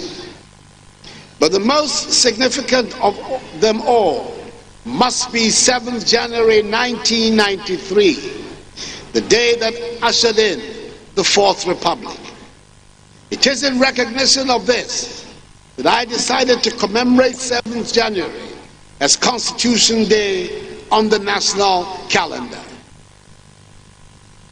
It is perhaps the greatest tribute a grateful nation can offer to the men and women whose efforts led to the establishment of the Fourth Republic. It is my hope and prayer that he remains forever the longest-serving head of state in our nation's history. For that would mean that the Fourth Republican Constitution and its enshrined term limits have endured. His actions were not limited to Ghana only. The African nationalist that he was, he held unwavering positions on all matters concerning the wider continent of Africa, especially when they involved foreign interference and control of Africa's destiny, and was quick to voice his views on them. His chairmanship of the ECOWAS Authority of Heads of State and Government set the example whereby virtually all his successors, John Agyekum Kufuor, John Dramani Mahama and I, the second, fourth, and fifth presidents, respectively, of the Fourth Republic, have been honored by their peers with the occupancy of that high office, reinforcing the Pan-African vocation, which has been an essential element of Ghanaian public policy since independence.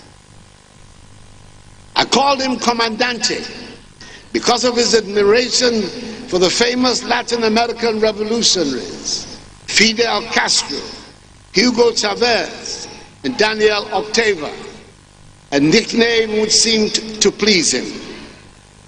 I believe that history on balance will be kind to him and will render a positive verdict on his contribution to the evolution of our nation and the entrenchment of its democratic institutions and culture.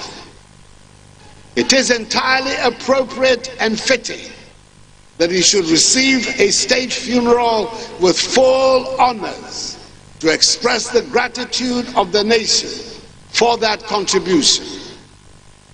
My wife Rebecca and our children join me in expressing our sincere, heartfelt condolences to his beloved wife, Nana Kunedu, his children, Ezanato, Yasantua, Amina, and Kimathi, and his entire families for their great loss of one of the outstanding figures of modern Ghanaian history, a man whose sense of humor was truly infectious. Comandante, rest and abide in perfect peace in the bosom of the Almighty until we all meet again on the last day of the resurrection. Farewell, God bless, and thank you for all your help. His Excellency Nana Addo Dankwa Akufo-Addo, President of the Republic of Ghana, as tribute to the man he called the Commandant, Flight Lieutenant Jerry John Rawlings. Kafui, a tribute loaded with heartfelt gratitude and recognition of support that a human being can give to a human being. A divine service. This is a divine service, and so I'll request all of us to be quiet so that we bow before our God. Thank you for responding. God bless you. Irene.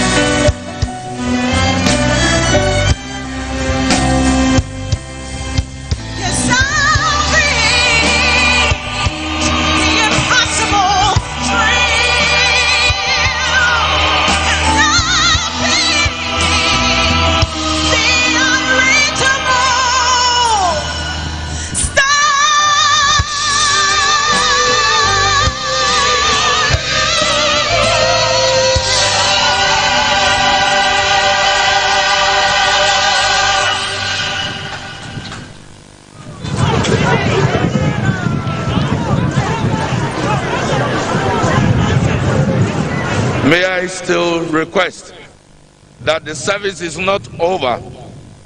Those playing traditional drums, please, this is the church. You stop it, or else I'll call the military police on you.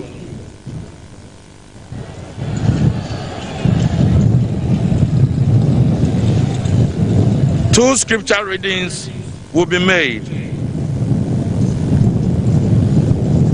The first one will be done by Mrs. Hosse Rosemond Anyai Gbenam, and the second one by Reverend Father Lieutenant Colonel Kofi Kemeche. First reading.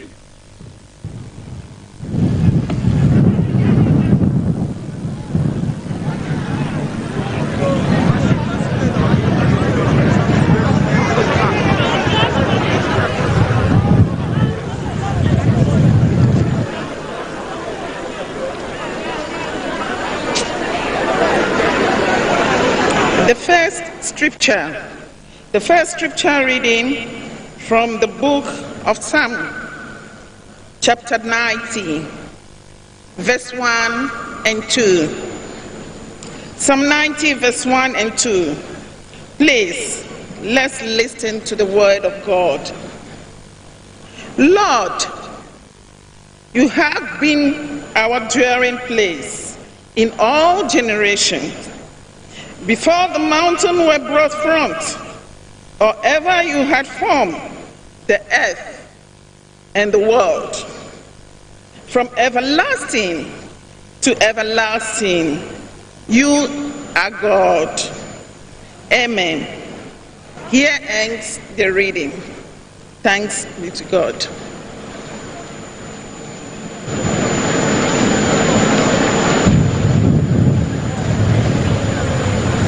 Shall we please rise for the gospel?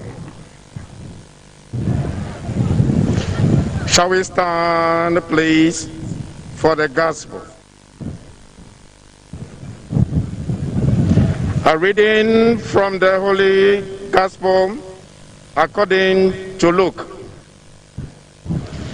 Jesus came to Nazareth, where he had grown up, and went according to his custom into the synagogue on the Sabbath day. He stood up to read and was handed a scroll of the prophet Isaiah. He unrolled the scroll and found the passage where it was written, "The Spirit of the Lord is upon me, because he has anointed me to bring glad tidings to the poor. He has sent me to proclaim liberty to captives and recovering of sight to the blind, to let the oppressed go free, and to proclaim a year acceptable to the Lord." Rolling up the scroll, he handed it back to the attendant and sat down.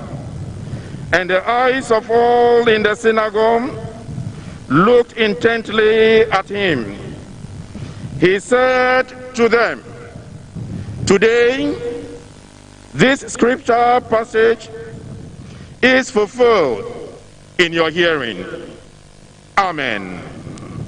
Shall we please be seated?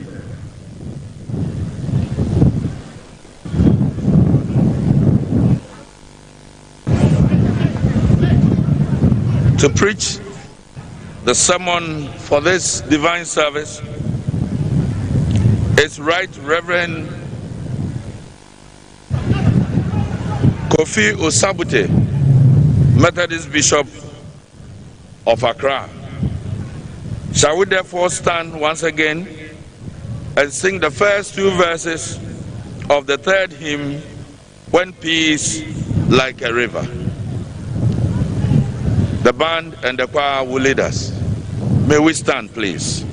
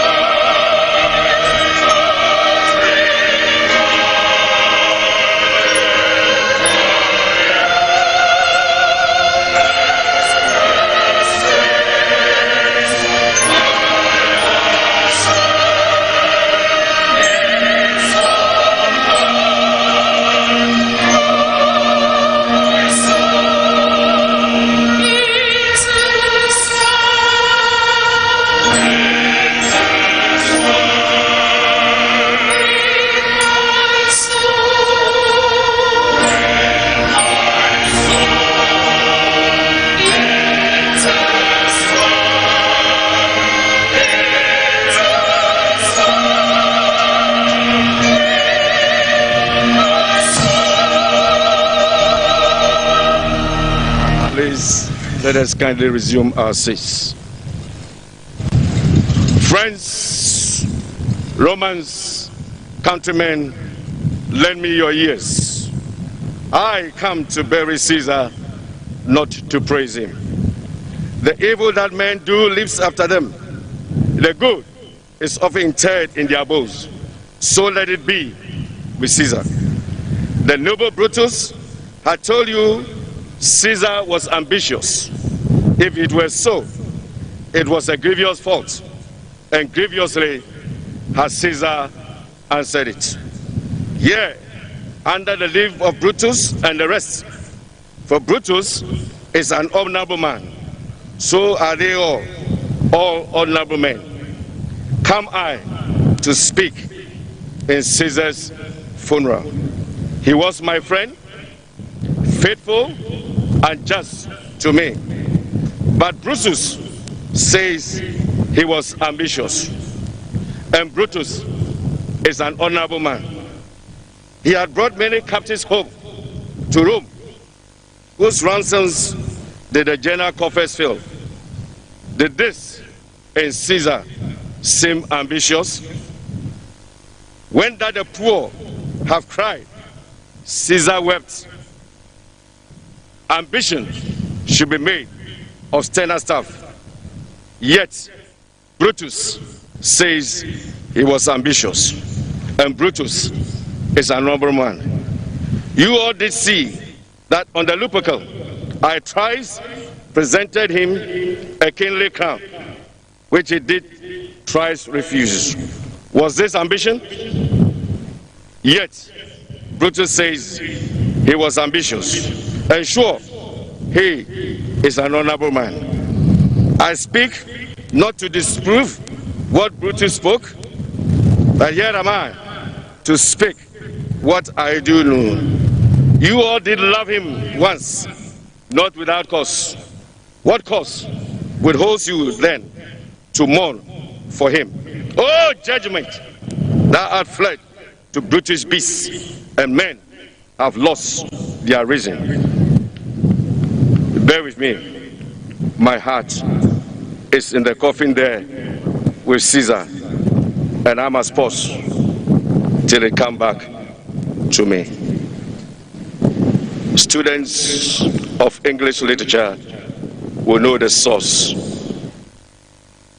of this oration. Your Excellencies, our political, social, religious, and traditional people of God in God's image, created to reflect His glory, irrespective of our color, creed, or cult, to be asked to preach at the funeral as once His Excellency Jerry John Rawlings is humbling and challenging. We are grateful to God for this opportunity, and we also thank the Family and Planning Committee for this honor. We draw strength from all of you who have come here to witness this occasion, and more importantly, we draw strength from the Triune God, who in our religious tradition, the Christ. Any voices?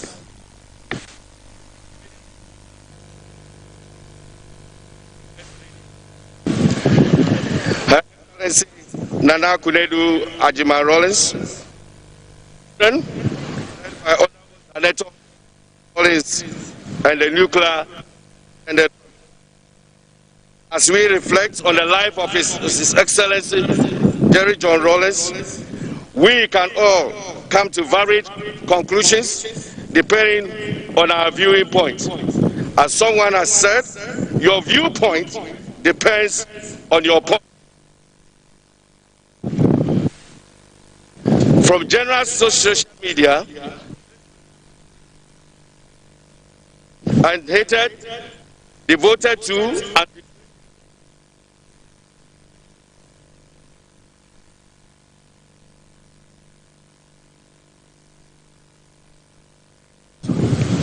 considered wise, foolish, viewed as compassionate, and viewed as callous. This was as a man so difficult to wrap up. In the November 21, 2020 edition of the Ghanaian Times, columnist Professor Nana Asifi Kodua wrote a piece titled Post-Mortem, part of which we quote.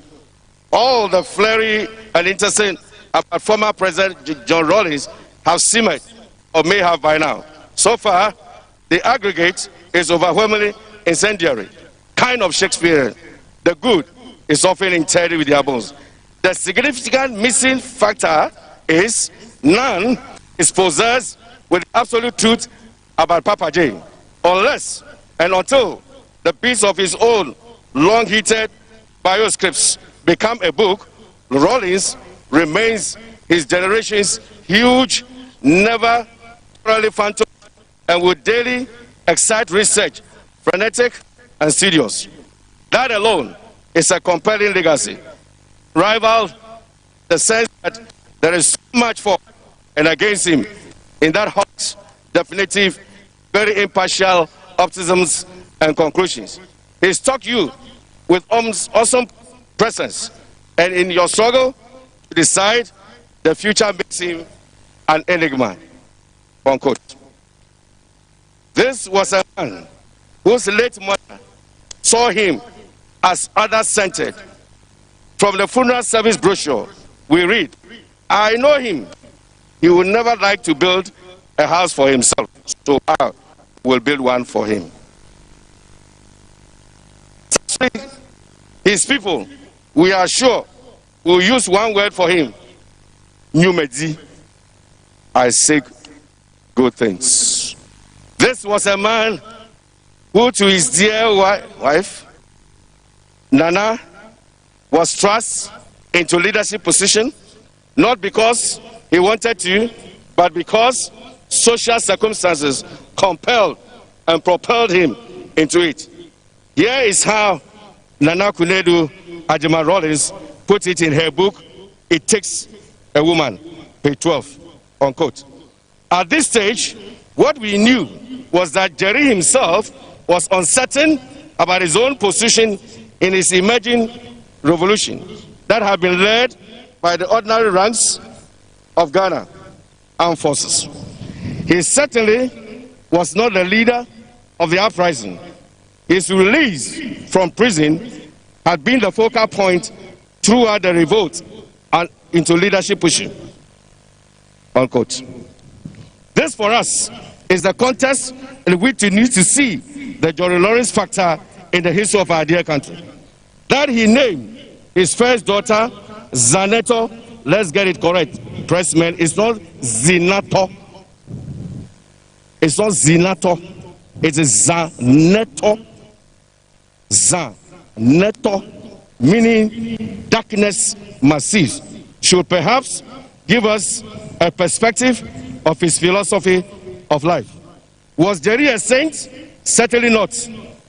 Jerry was a sinner who took a risk to attempt the wrongs, to right the wrongs of a society as he perceived them. Being a sinner then, one can understand and forgive those excesses of the regime he led. As we reflect on his life and legacy, we should at least be thankful to God for the governance system we now all are enjoying, though there is much more to be done to improve it. On the occasion of Jerry's departure, it is appropriate that we all pause to reflect on the theme, the stewardship of leadership and power. We anchor our Bible text in the passage read from Luke chapter 4, verses 18 to 19. The Spirit of the Lord is on me because he has anointed me to proclaim good news to the poor. He has sent me to proclaim freedom for the prisoners and recovery of sight for the blind, to set the oppressed free, to proclaim the year of the Lord's favor. Luke 4, 18 to 19. Again, in Mark 10:45, we read, for even the Son of Man did not come to be served, but to serve and to give his life as a ransom for many. What clearly is leadership? Broadly speaking, leadership is the art combining ideas, people, things, time, and faith to achieve predetermined objectives. Leadership in this sense means the exercise of power. A leadership expert, Peter Drucker, gives us another insight into leadership, which finds relevance to our team. Leadership is lifting a person's vision to higher heights of a person's performance to a higher standard, the building of a personality beyond his normal limitations. What is stewardship?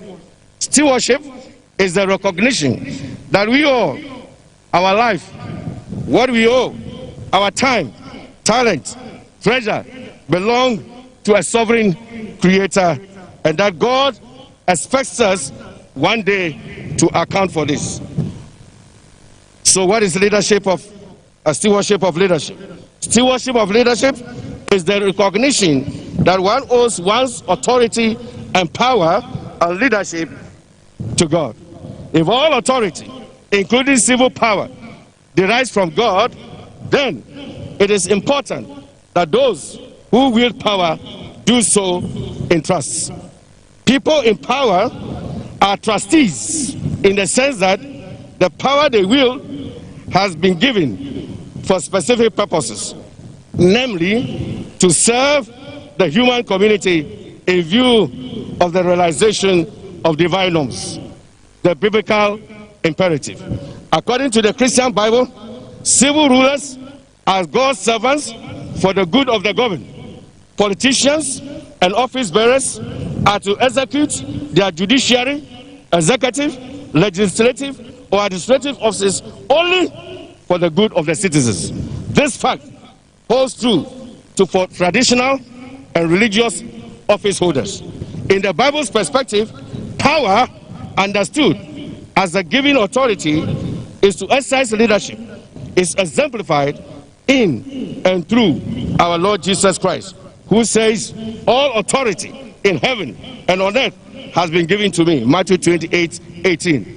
A good stewardship of power in the sense of delegated authority then is defined in the terms of its consonance with power as our Lord Jesus Christ has released it. The leadership of Jesus. In describing his mission concerning the kingdom of God, Jesus uttered the words we have read from Luke 4:18-19. The context of Luke 4:18-19 suggests that Jesus was looking an alternative power style and leadership style against the norms of the time. Some refer to this passage as Jesus' manifesto. According to this passage, the rule of God in Jesus Christ brings wholeness, justice, and compassion to the people. The people experience power in the sense of the rule of God in Christ as good news. The oppressed has release. The hopeless has hope. It comes as a proclamation of the Lord's jubilee in ever abroad. We should emphasize that the rule of God in Jesus Christ has everything to do with social, political, and economic life now, and so also for religious and traditional life. The point is, any political or religious or traditional authority which is worth its salt must conform to the liberating power of the kingdom of God as revealed in Jesus Christ. Abuse of power is the outcome of lack of realization that human authorities, be they civil or religious, derive from God and are subservient to him. In summary, in this short manifesto, Jesus says clearly that leadership is understood as the exercise of power is not self-serving, but service to humanity. He made this statement clearly. For even the Son of Man did not come to be served, but to serve and to give his life as a ransom for many. For those who worked and worked closely with His Excellency Jerry John Rawlings, could they not sincerely testify, his human failings aside, he fought to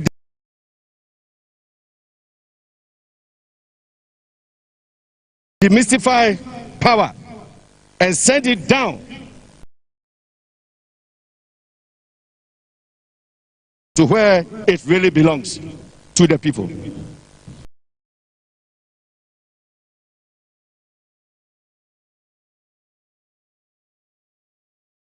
And for this, he, Jerry, was prepared to be misunderstood, misrepresented, betrayed,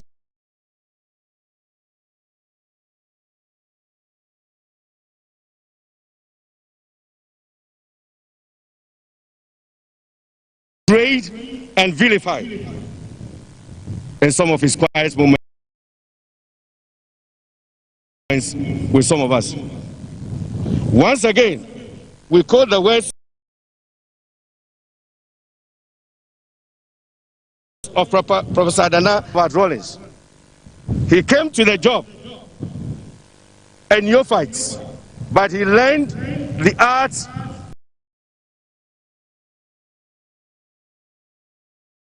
of leading at one level and governing, neither weakening his grip on power and scared of criticism.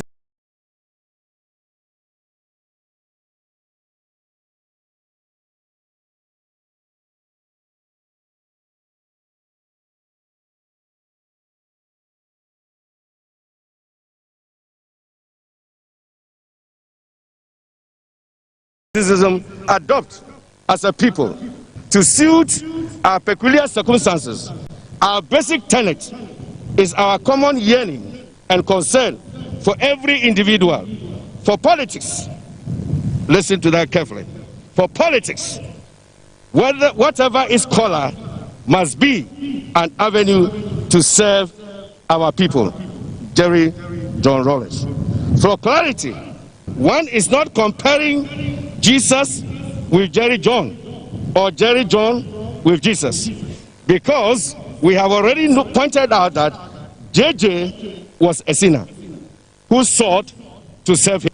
As we bring this discussion, who are living now, because death is the experience of the living. Death. Professor Nana's Estefri Kodia notes, in the depths of our mosque, the sage advised that you don't hoist or wave a white flag even on the death of your most deadly enemy. This bears repetition. In the depths of our mosque, the sage advised that you don't hoist or wave a white flag even on the death of your worst enemy.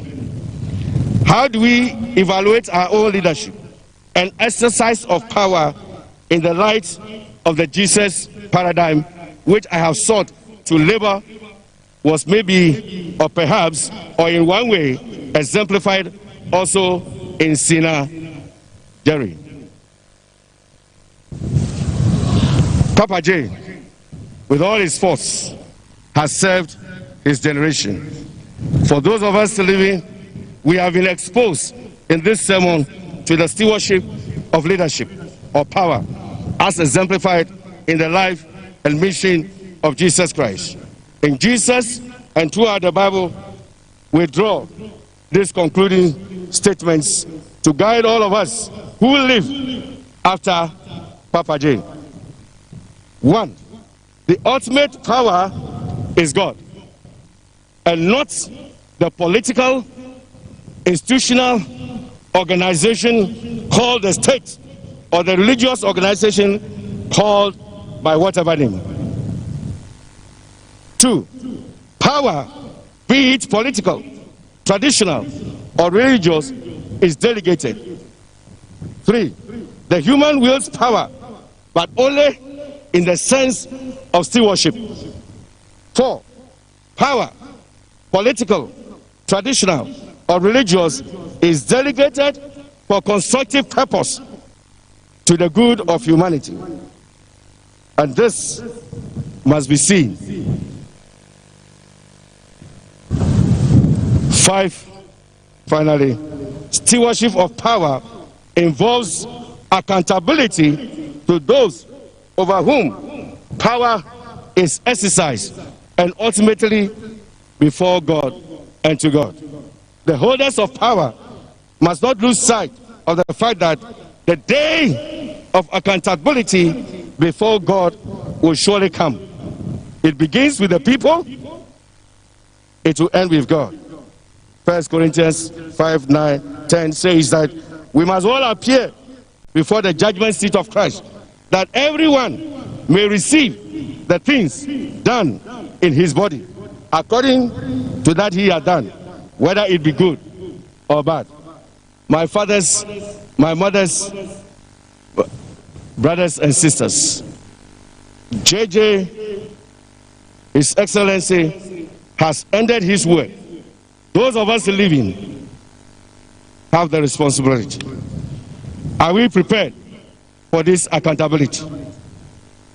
My submission is that if we submit to the authority of Jesus, he will give us the new perspective to be better stewards of leadership and power entrusted to us now in our time. And we can be proud of our leadership and legacy, no matter where we are serving now. And we can leave a legacy that we all can be proud of, and God can be also proud of. The choice is ours. What shall it be for you? Olupa JJ. Yawo Jugba. Togbi. Afo Jerry. Hadanywe.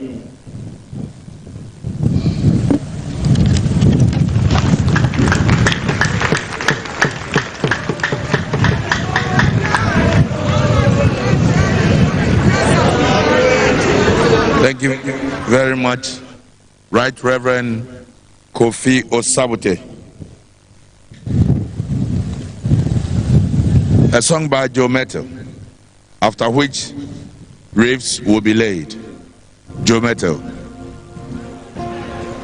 Yes, nyamia oyo wa weni bibi aranso no yeah. Onuno kasa atinina yeti bibi aranso no yeah. Say yes nyamia oyo wa weni bibi aranso sing onuno kasa atinina from Enina bibi aransulia. Say it again, say yes nyamia hoyo amani bibi aransulia. Sing onuno kasa atinina from Enina bibi aransulia. Oti chance ni fasu se redeema enunti yensuro shi yesum nyamia hoyo amani bibi aransulia.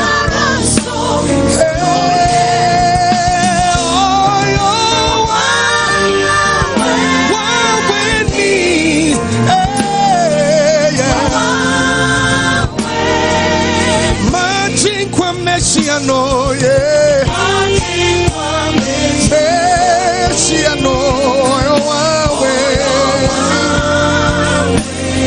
say it again, sing. Oh, you're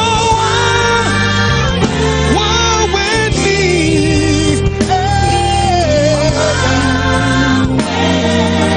Machikwa, Messiano.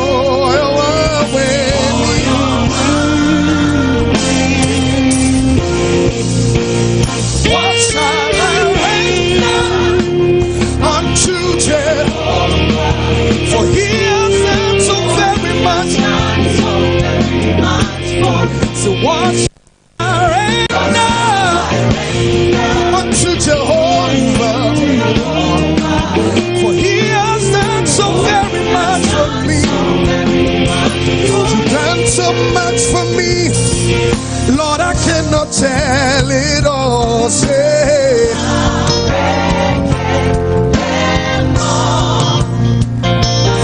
if I have 10,000 tongues, Lord, it still won't be enough.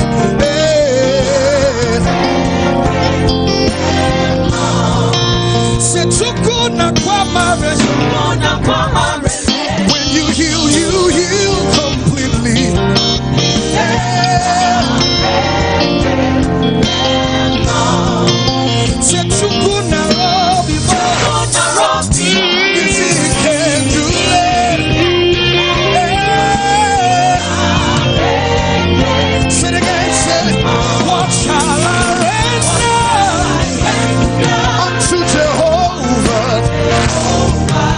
For he has done so very much for me.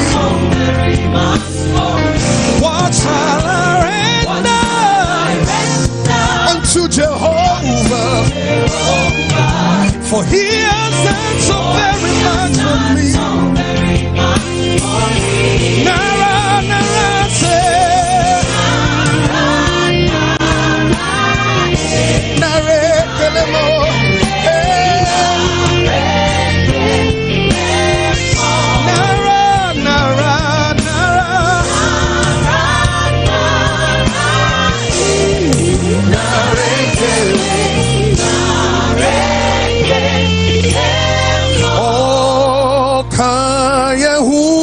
Nti Yen Suro Bribi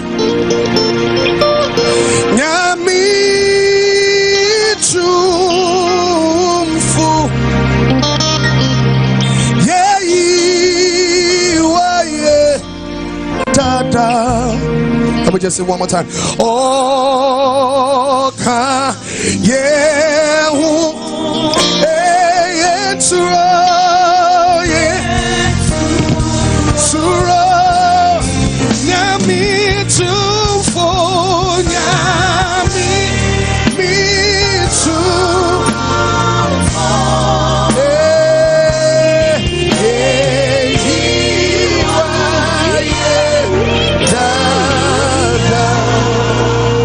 Amen.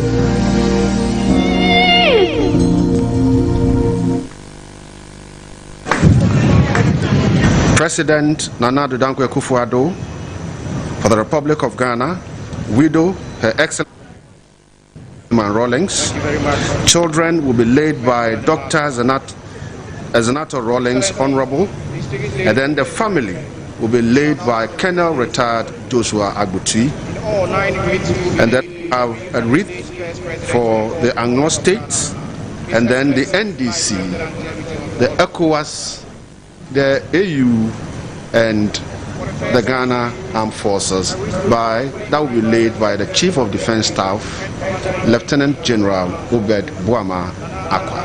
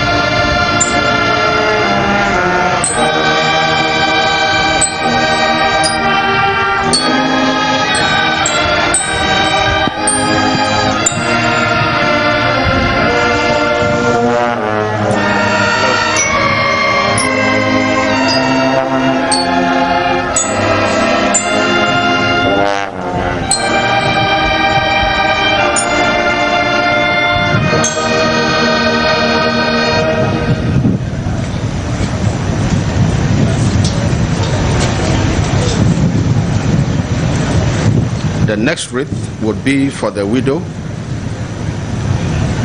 That is Her Excellency Nana Kunedu Ajama Rawlings.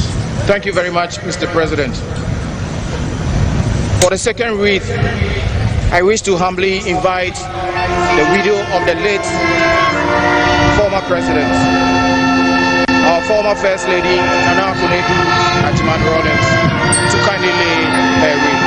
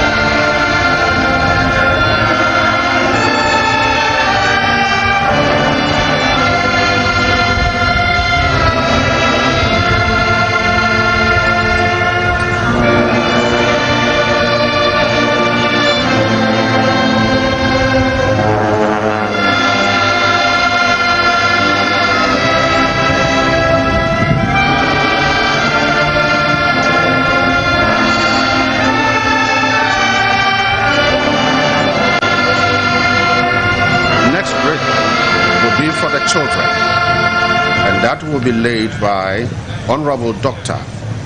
Zanata Rawlings.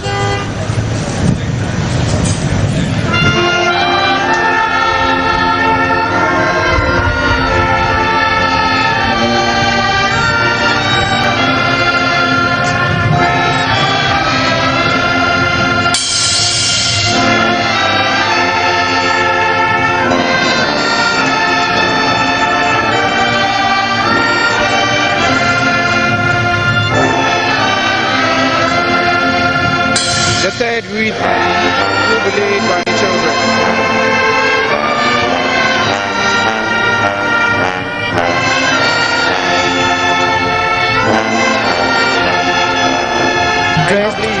Air women are the wreath bearers.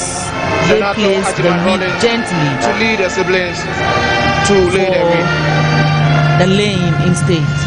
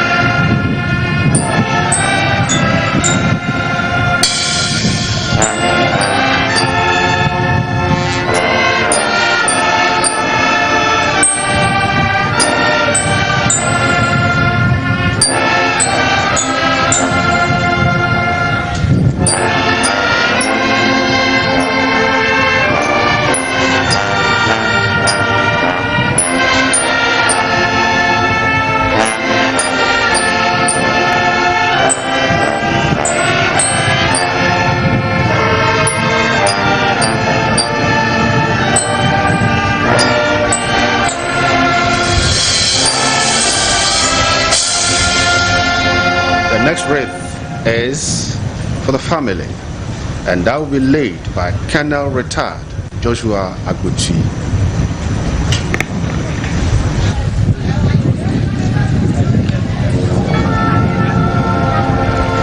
The fourth wreath will be laid on behalf of the family of the late former president.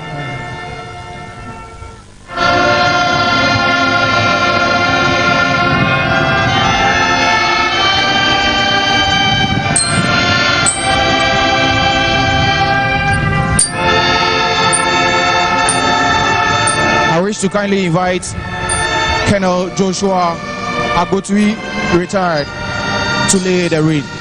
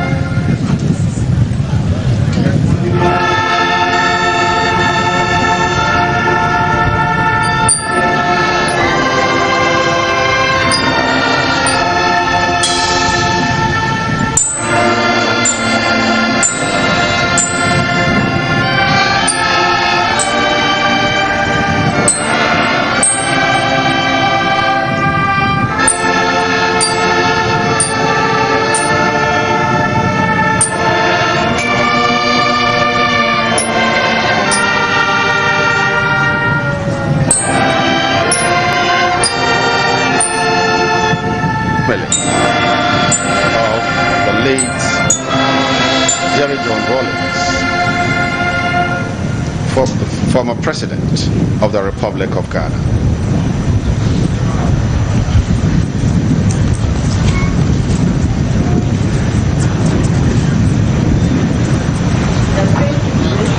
The fifth wreath. This will be laid on behalf of the unloved states.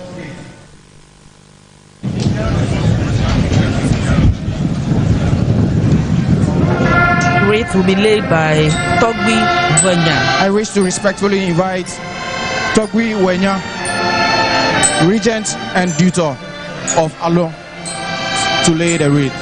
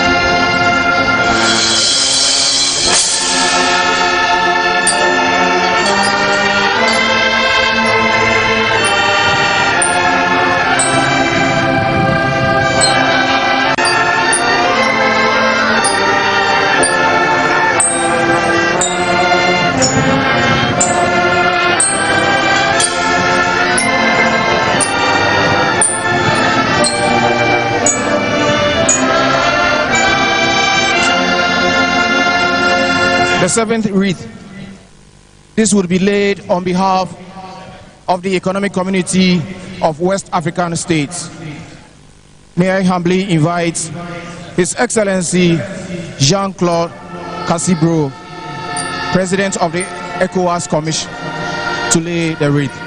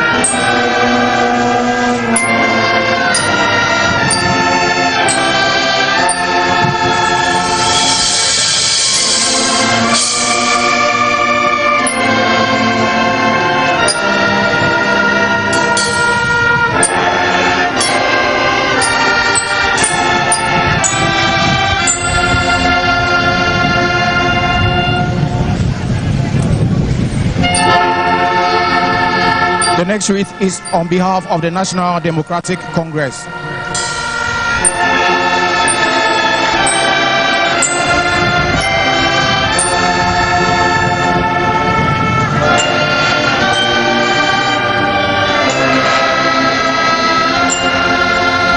I humbly invite our Haji Hudu Yaya to lay the wreath.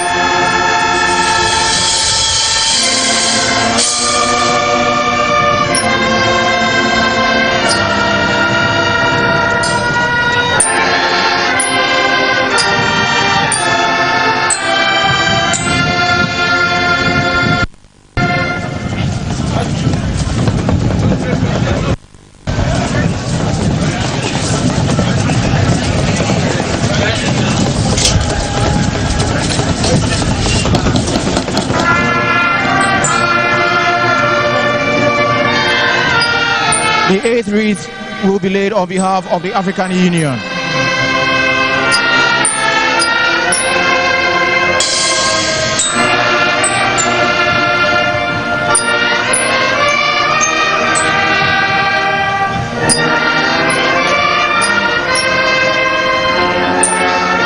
May I humbly invite Ambassador Abdoulaye Diop, Chief of Staff at the AU Chairperson's Bureau.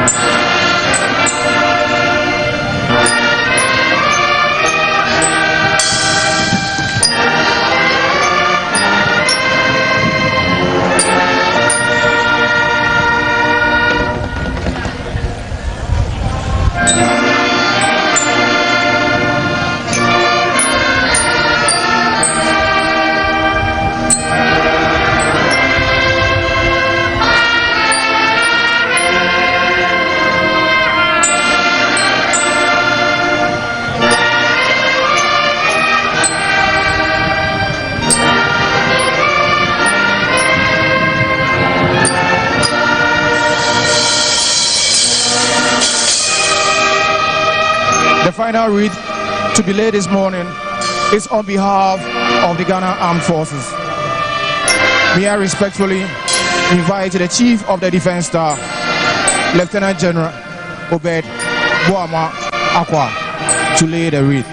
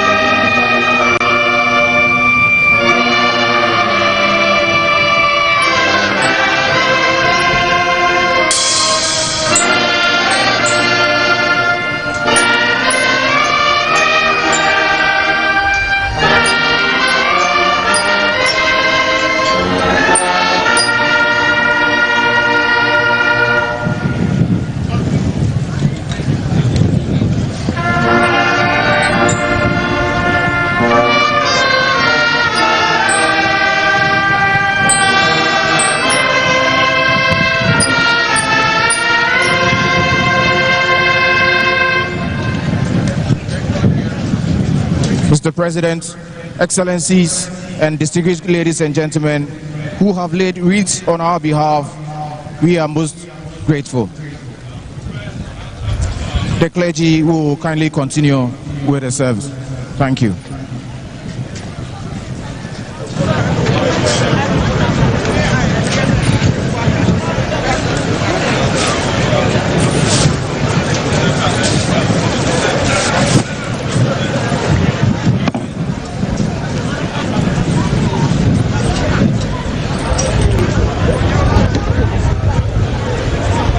May I request we stand with the family as we invite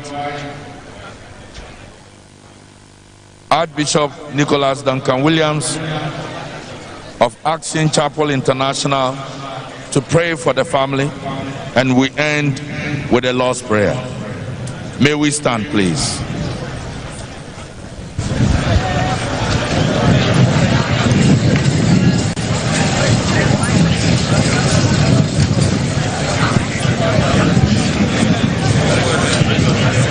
From the tree on to victory's mission, he leads to every foe is vanquished, and Christ is Lord indeed. Our Heavenly Father, we are gathered from different walks of life, and many have come from the length and breadth of this nation. Some have come by air, and others by water and by land. With a heavy heart, as we gather to witness the homegoing of a patriarch, a friend, a father, a charismatic leader, one that made a difference in all of our lives. We now recognize that we understand that our understanding is limited in times and moments like this. We pray for the wife and every one of the children, the grandchildren, and the entire family, that you, the father of the fatherless, will father his children. That you, the God and the husband of widows, will comfort Nana. In the name of Jesus, praying for his family, that history will treat them kindly and remember them for good and not for evil.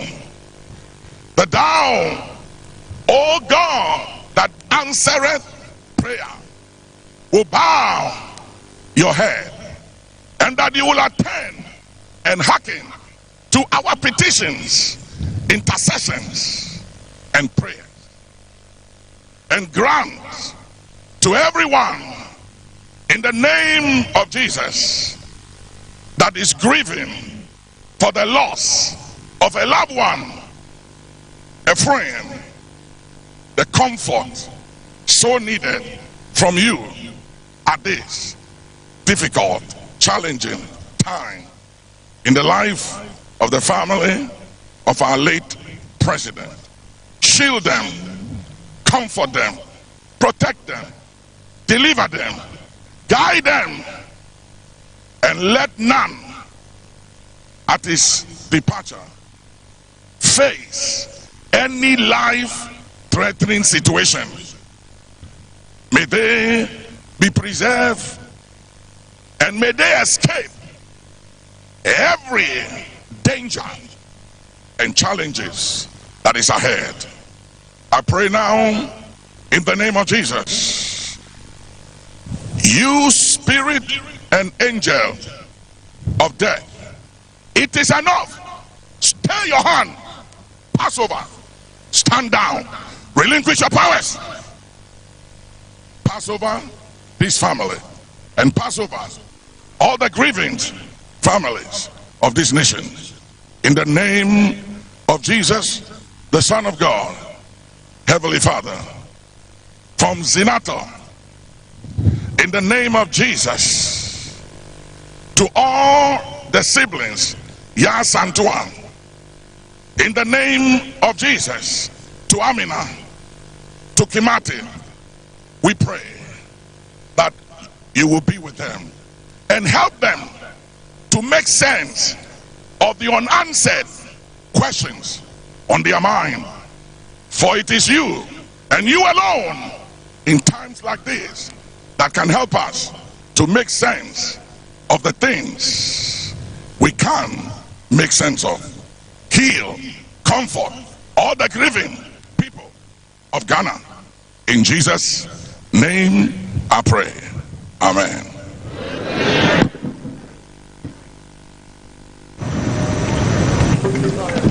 We are still standing to do the Lord's Prayer. Our Father,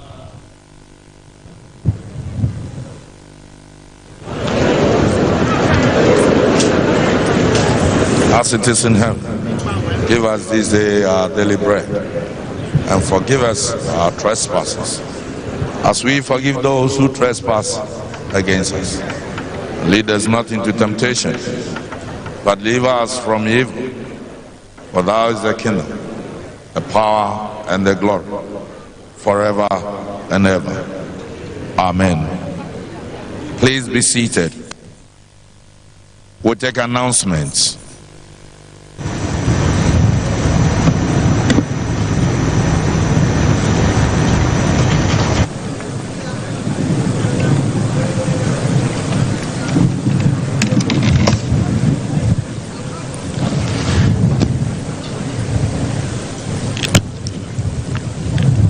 Excellencies, prior to the announcement, I wish to respectfully acknowledge the President of the Republic and Commander-in-Chief of the Ghana Armed Forces, Nana Addo Dankwa Akufo-Addo, and the First Lady, Mrs.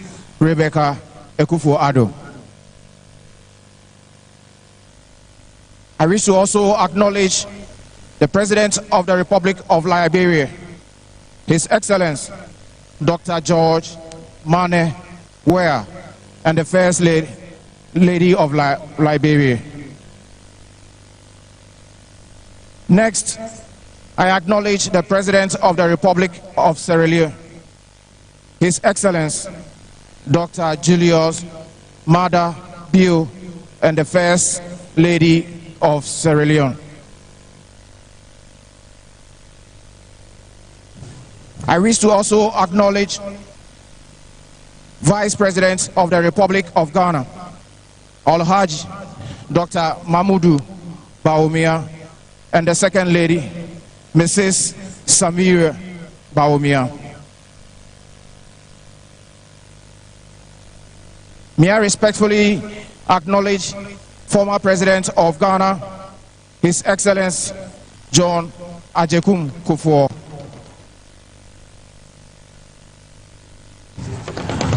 Former President of Ghana, His Excellency John Dramani Mahama.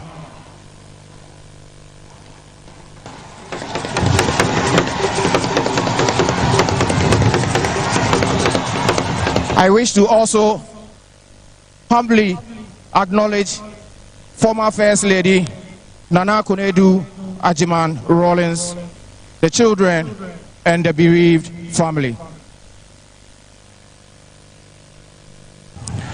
Ladies and gentlemen, please permit me to also acknowledge former President of the Republic of Benin, His Excellency Yayi Boni. Also here with us is Prime Minister of Niger, His Excellency Brigi Rafini. I humbly acknowledge the President of the ECOWAS Commission, His Excellency Jean-Claude Cassibro, and all the distinguished foreign dignitaries representing their governments and people. You are most acknowledged. I wish to continue by acknowledging the Speaker of Parliament of Ghana, Right Honorable Alban Kingsford Sumana Bagbin, and the honorable members of Parliament. Next, I wish to kindly acknowledge the Chief Justice of Ghana, His Lordship Justice Kwesi Enim Yeboah, and members of the judiciary.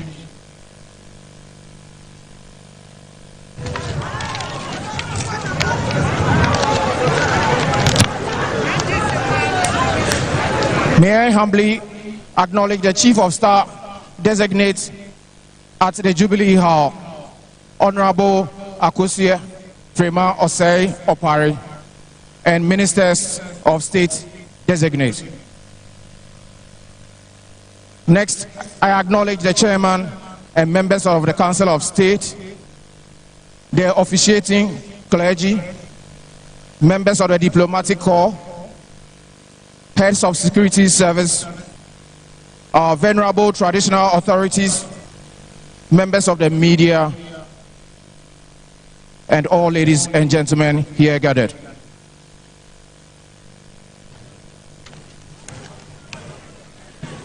Excellencies, ladies and gentlemen, before the final commendation and upon closing of the burial service, the casket will be lifted and the cortege will proceed from here, the Black Star Square, towards the direction of the Osu Castle. The order of march is as follows. Leading will be the quad bikes, followed by the cavalry, the escorts, firing parts, the band, clergy, the gasket on the carriage, pallbearers, the family, wreath bearers, insignia bearers,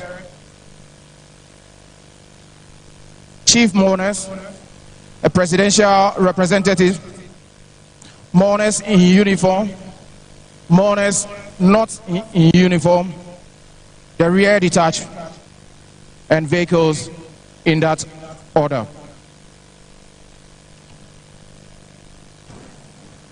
From the Osu Castle Junction, the cortege will embark on the drive through some principal streets in Accra. They will first head towards the Ridge Runabout, continue on the Castle Road, through the Accra Psychiatric Hospital traffic intersection, onto the Kwame Nkrumah Avenue.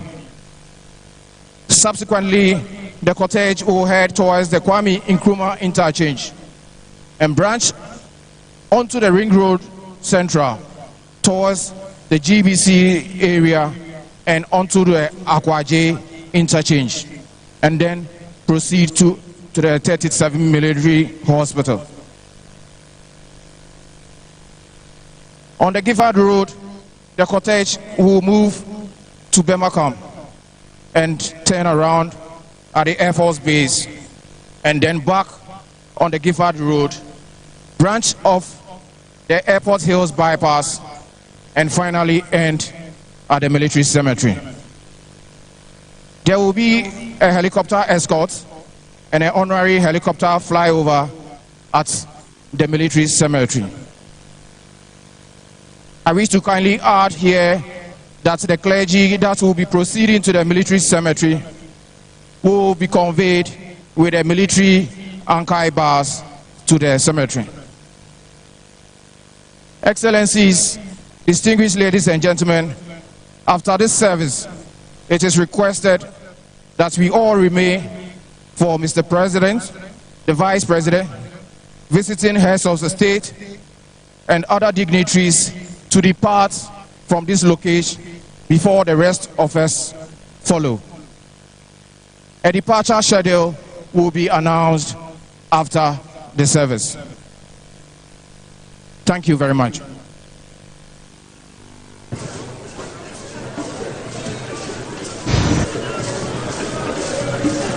Final commendation. Final commendation, please. We'll ask Most Reverend Philip Name, Archbishop of Tamale Diocese and President of the Catholic Bishops' Conference, to do the final commendation.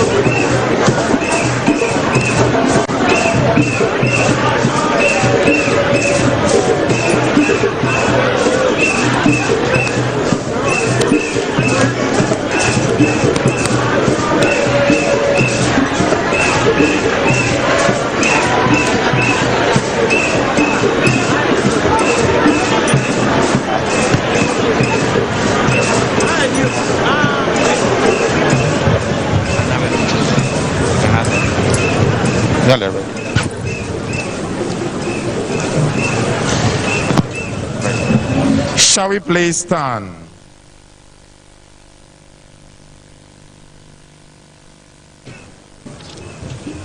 Before we go our separate ways, let us take leave of our brother. May our farewell express our affection for him. May it ease our sadness and strengthen our hope. One day we shall joyfully greet him again when the love of Christ, which conquers all things, destroys even death.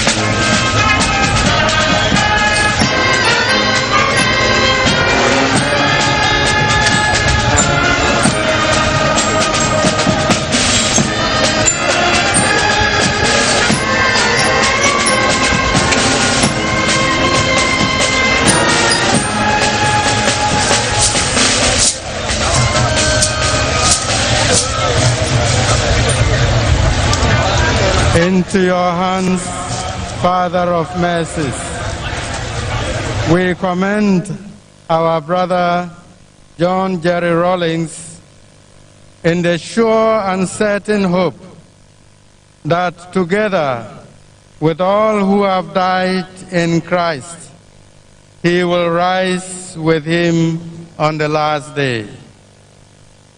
We give you thanks for the blessings which you bestowed upon John Jerry Rawlings in this life. They are signs to us of your goodness and of our fellowship with the saints in Christ. Merciful Lord, turn toward us and listen to our prayers. Open the gates of paradise to your servants, and help us who remain to comfort one another with assurances of faith until we all meet in Christ and are with you and with our brothers and sisters forever. We ask this through Christ our Lord. Amen.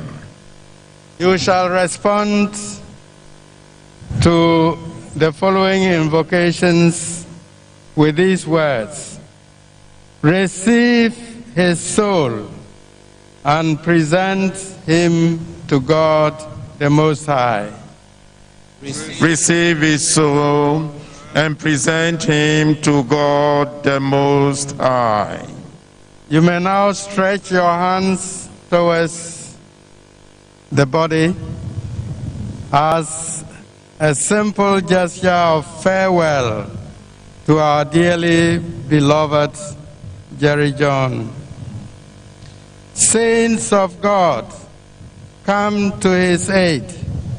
Hasten to meet him, angels of the Lord. Receive his soul and present him to God the Most High. May Christ, who called you, take you to himself. May angels lead you to the bosom of Abraham. Receive his soul and present him to God the Most High. May eternal rest grant unto him, O Lord, and let perpetual light shine upon him. Receive his soul and present him to God the Most High. May the angels lead you into paradise. May the martyrs come to welcome you and take you to the holy city, the new and eternal Jerusalem. Receive soul and present him to God the Most High.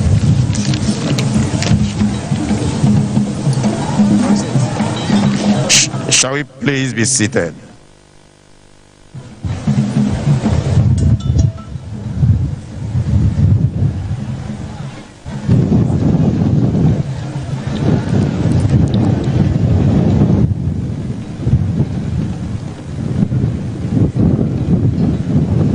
May I invite Most Reverend Dr. Paul Boafo, Presiding Bishop of the Methodist Church, Ghana, to do the closing prayer and the benediction, after which we'll stand for the dead march in Seoul.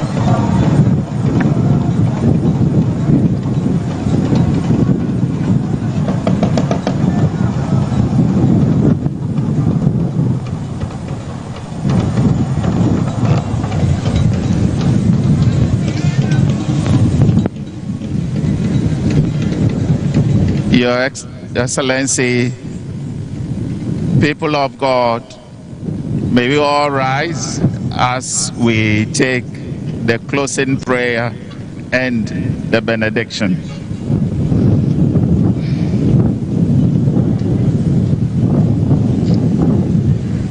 Let us pray.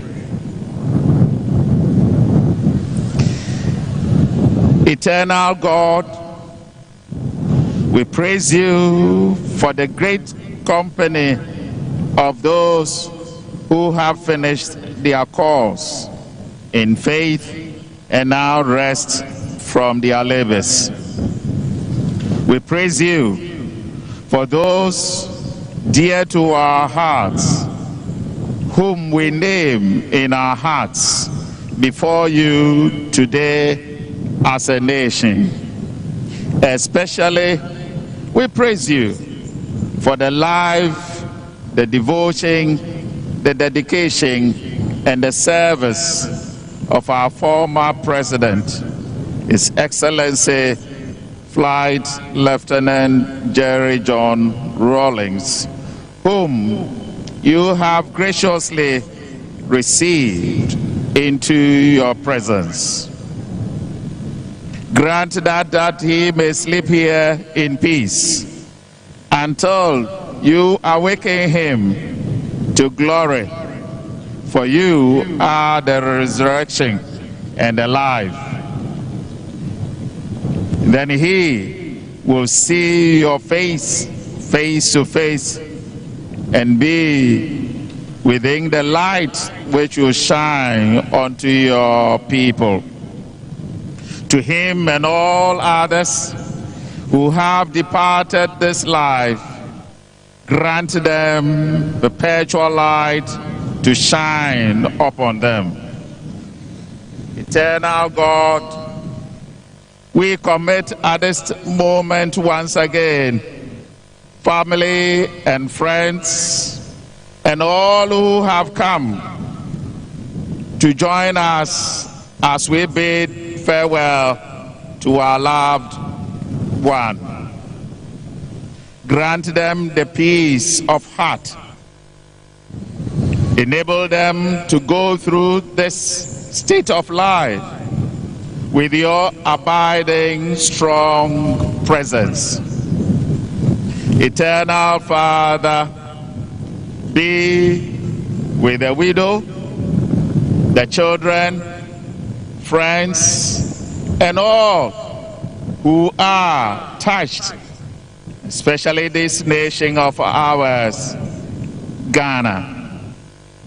We also bring before you our president and the entire nation as we go through bereavement. Encourage and strengthen us, O Lord, we pray. And let this time of bereavement continue to unite us as one people with a common destiny, looking forward to the development of our dear nation. Bless our nation, make us strong, and defend us, O Lord, we pray. By your grace, you brought us here in peace, granting us genuine mercies. As we come to the end of this service and go our separate ways, may your peace and may your face follow and go with us. Let the mercies and the blessings of God be our portion as a nation. Defend us from all perils and dangers on our roads and send us home safe and sound. Let your perpetual light continue to shine onto the path of our former president as he comes home. Now the Lord bless you and keep you. The Lord make his face to shine upon you and be gracious unto you. May the Lord lift up the light of his countenance upon all of you and grant you peace. And may the blessing of God Almighty, Father, Son, and Holy Spirit remain with all of us now and forevermore. Amen.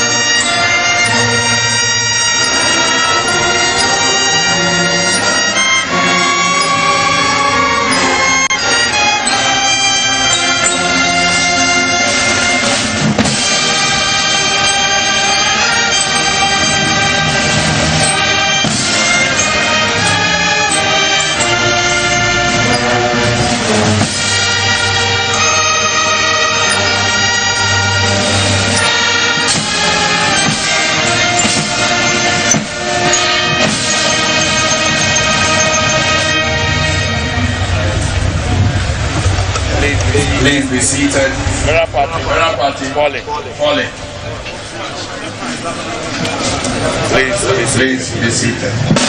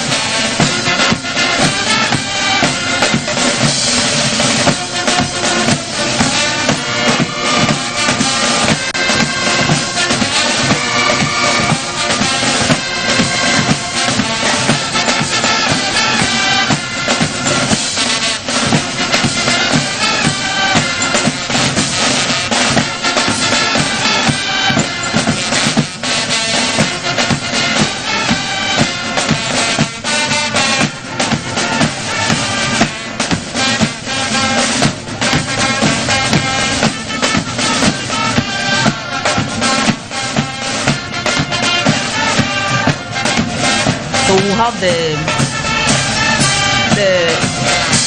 cavalry also escorting him.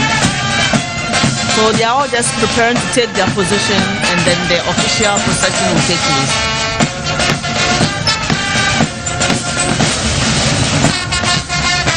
That in your short are the pall bearers. The Dara party, they actually carry the corpse or the casket, yes. So that's the bearer party, and it consists of an officer, a warrant officer, or an NCO.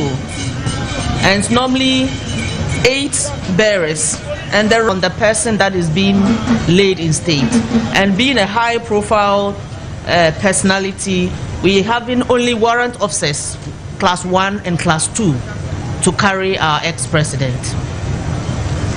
So they are all just shaking up, and then we can officially start the procession.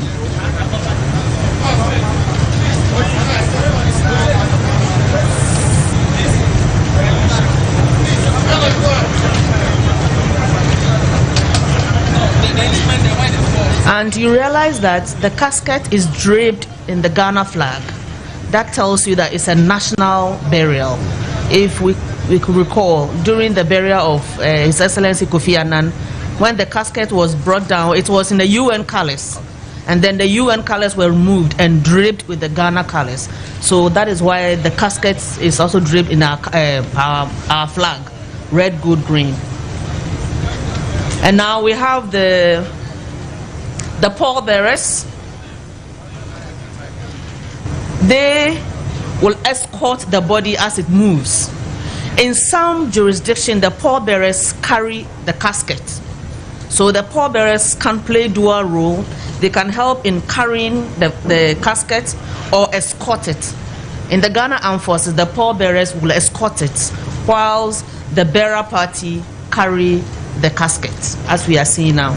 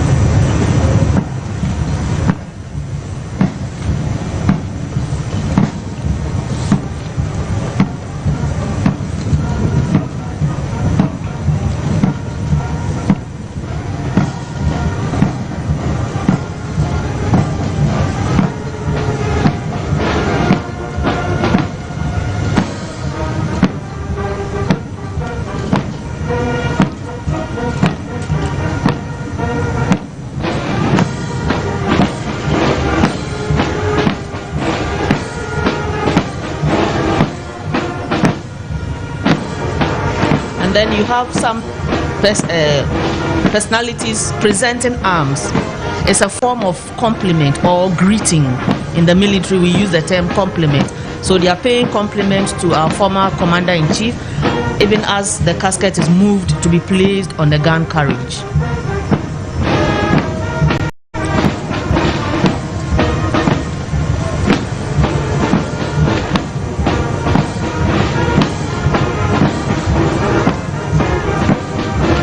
Everything has been rehearsed, and so every group in the procession know what they are supposed to do. So these have been rehearsed.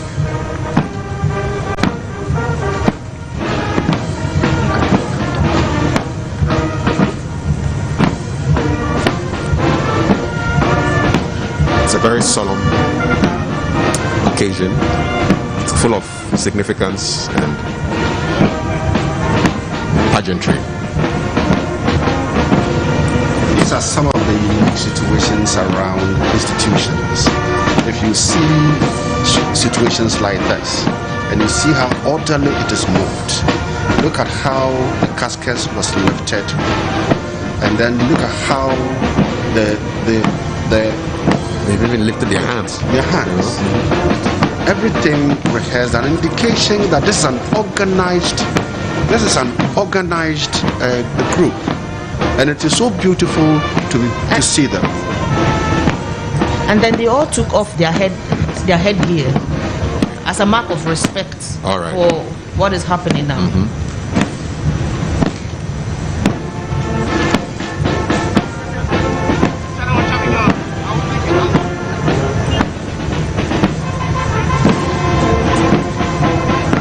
see that his hat and his sword are still on the casket.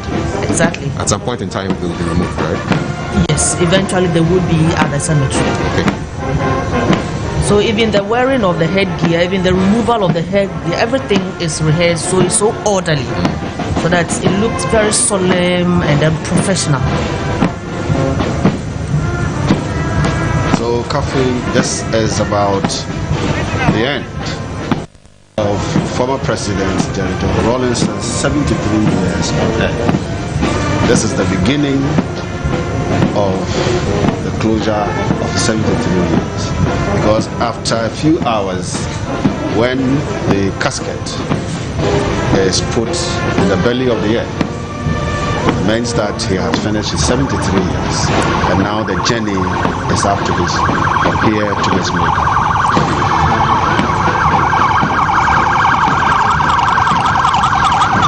Then we have the firing party. They are also taking their position at the cemetery. They'll be firing the volleys, the 3 volleys. So they are taking their position, and if you see that they have reversed the weapon. Normally we carry the weapon properly to fight, but we are mourning, so the weapon has been reversed. A sign of no time for us to fight. For now, we are giving every respect and every respect to our former president.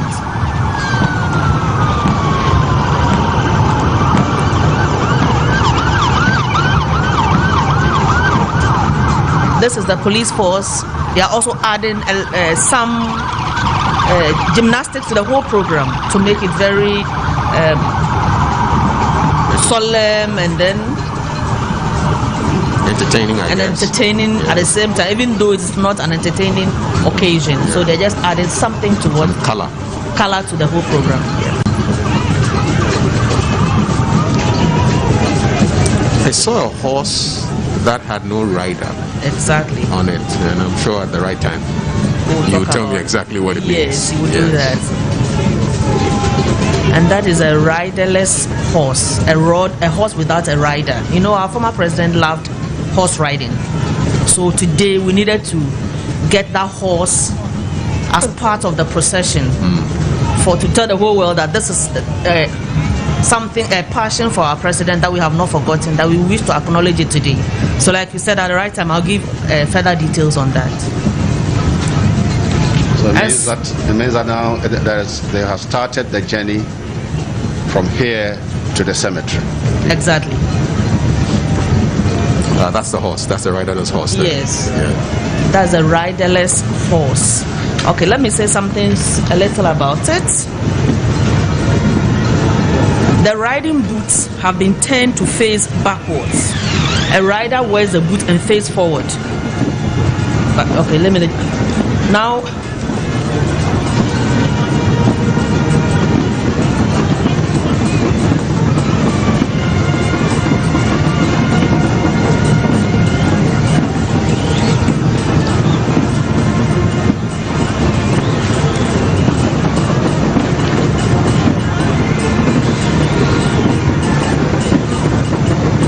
I would like to go through the order of procession once again. We'll have the escorts, we'll have the firing party, the band and the drum, with the body on the gun carriage, with the pallbearers escorting it, and then we'll have the insignia bearers, we'll have chief mourners, we'll have the president's special representative, then we have mourners in uniform in order of seniority, then mourners not in uniform, then the rest, and then we have the rear detachment as well as the motor cars.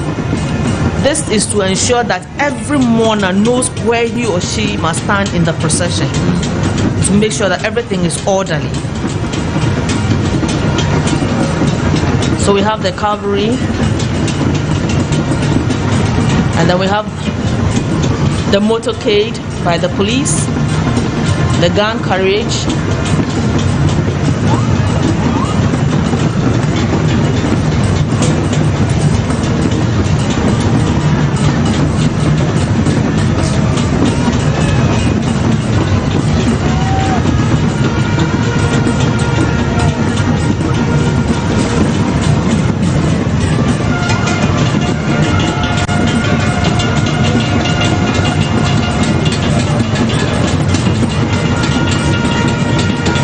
for the pallbearers, the officers with the sword, yes, the sword has also been reversed. Normally a sword is drawn vertically, but it has been reversed as part of the mourning process. So they are the pallbearers. They are also there to provide extra security as well as escort the casket to the cemetery.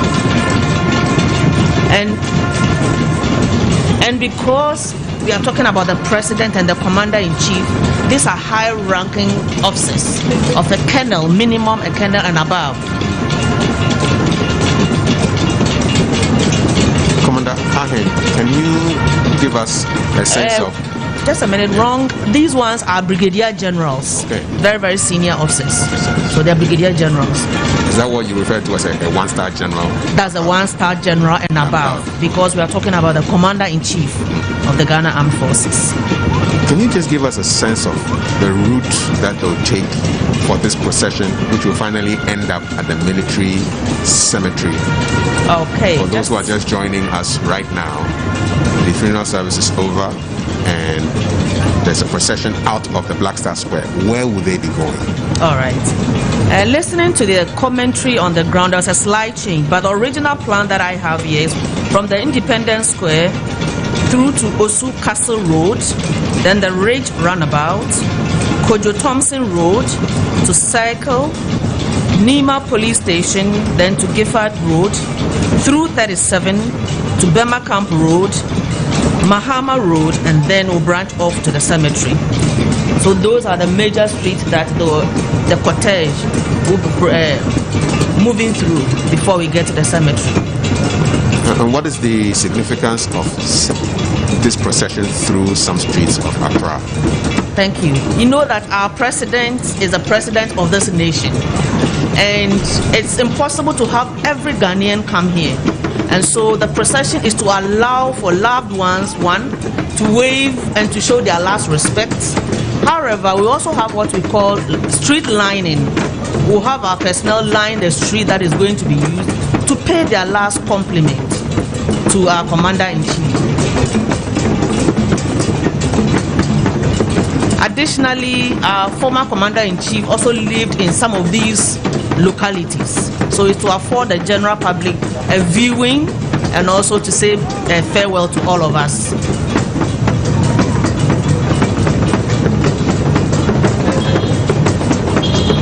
It's obvious that a lot of thought has gone into today's ceremony, and it's rich with symbolism and significance. Exactly. One thing with the military, that every program that we undertake, we take time to plan the minutest detail, and we also have backups in case one fails, another one is in. Now we have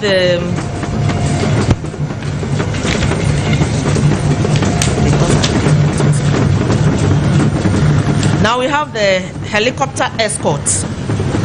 Our president was a pilot, and so the helicopters are as part of the escort through to the cemetery.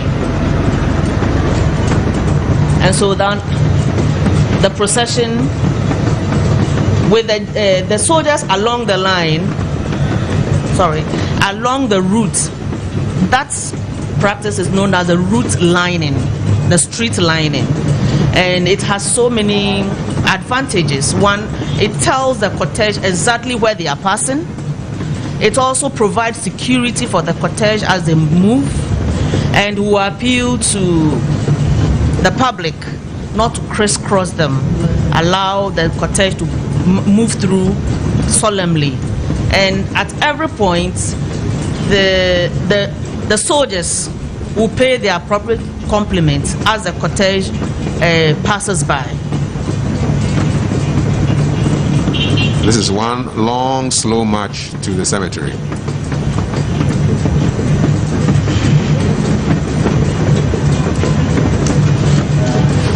At a point in time, they will move into vehicles to make the movement a bit faster.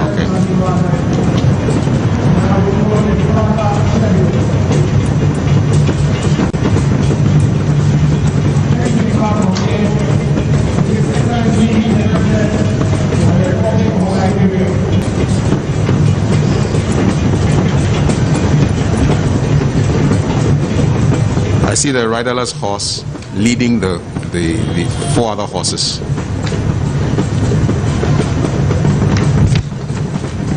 And the dignitaries are now exiting the Black Star Square, bringing to an end the first part of today's ceremony.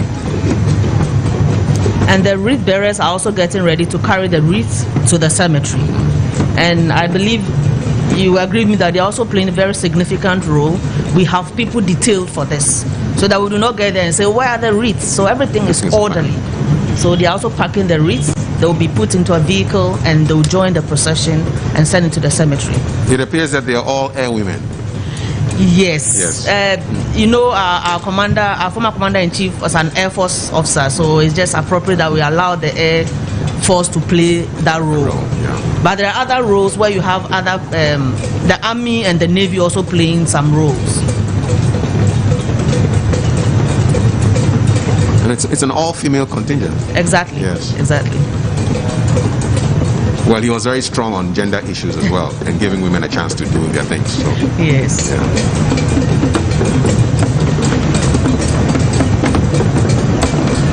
And it was during his tenure that more and more women were also enlisted and recruited to the armed forces. So on a day like this, it's just appropriate that we feature both the men and the women playing their complementary roles in the Ghana Armed Forces. So I'm just curious though, how often is it that officers of this high rank get to march? You know, it's a lieutenant, brigadier generals marching. It's not a rare. It's not a common occurrence, is it? It's not a common occurrence, because I think it's the second time we are losing a commander-in-chief. So it doesn't often happen. Indeed. Because where they have gotten to, they don't march. They don't. Yeah. They may, under some circumstances, maybe when there's a national parade, they may. Okay. But it's not something they do routinely. Indeed. From a brigadier general, no. So this is an exceptional occasion. Of course. And I see the flags are all at half-mast for today. Yeah. And that is a mark of mourning, state mourning or national mourning. So we are all in the state of mourning. And that is a street lining or route lining. So the personnel are all in a solemn mood. Their weapons stand downwards with their hands on it and their face downwards. They are all mourning. That is what it signifies.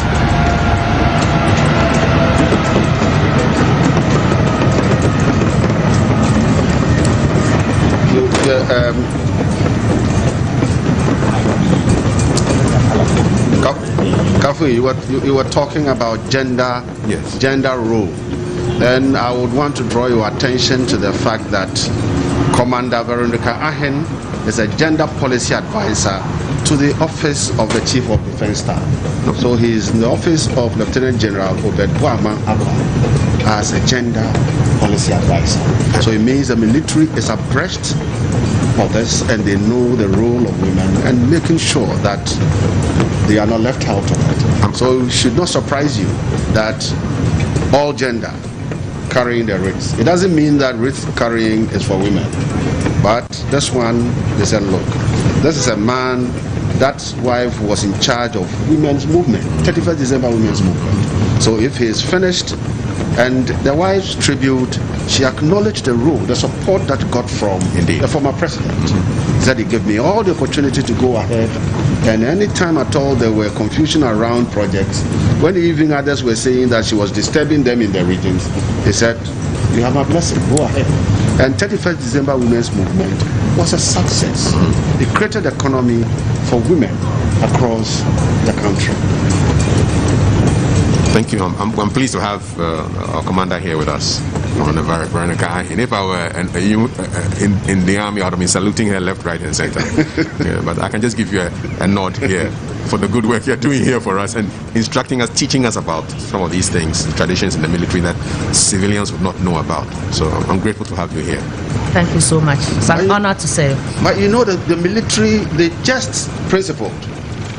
You remember one thing that has just stuck in my mind. He said, you should know that this is a church.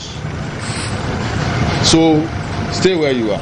If you don't know and you do, I will invite the military police around you. So even in this environment, we want to tell you that, look, you don't take it that it's a church hall or it's a church and so you can misbehave. It's a stay where you are. Don't cross. If not so, the military police will be invited around you. And I like the word around you. When the military police come around you, where will you pass? And that's the Armed Forces Central Band also displaying as part of the procession.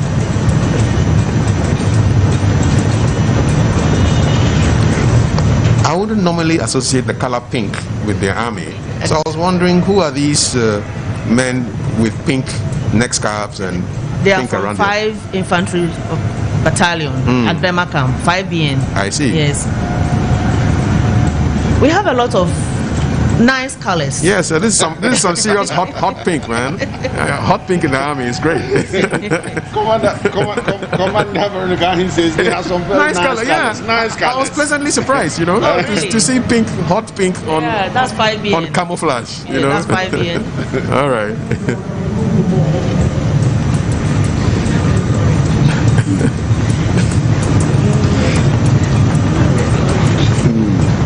I think it's therefore instructive that after all we have now had an open day in the military. That we now open the barracks for civilian population to move in there, and they're starting with the kids. When we were growing, kids were made to. Let me just cut in briefly. We have the quad bikes, and these are also soldiers, and they are leading the procession. It's just to give additional security and protection for the funeral procession. And so either by the front, the rear, or the sides, security is covered. Number one. Yes, for the procession. Please. For soldiers, everything they do, they want to show you that we have force. If we want to show strength, we can show strength at any point in time. You understand? And I was talking about this open day at the barracks. For example, anytime at all anybody is misbehaving, parents will tell you, police will come for you. So you create an impression that police are there to do something that is not civil and that is untoward. But we need to walk away from that and get children, even at their growing age, at tender ages, they would want to be police. They would want to be soldiers. See, because that is only at that time that we can get the human resource that we need. Now the military, they have all the other professions in there. I agree. It's such a beautiful shot, with the Independence Arch, and then all these uniformed men and women marching, very, very ceremonially. It's a beautiful picture.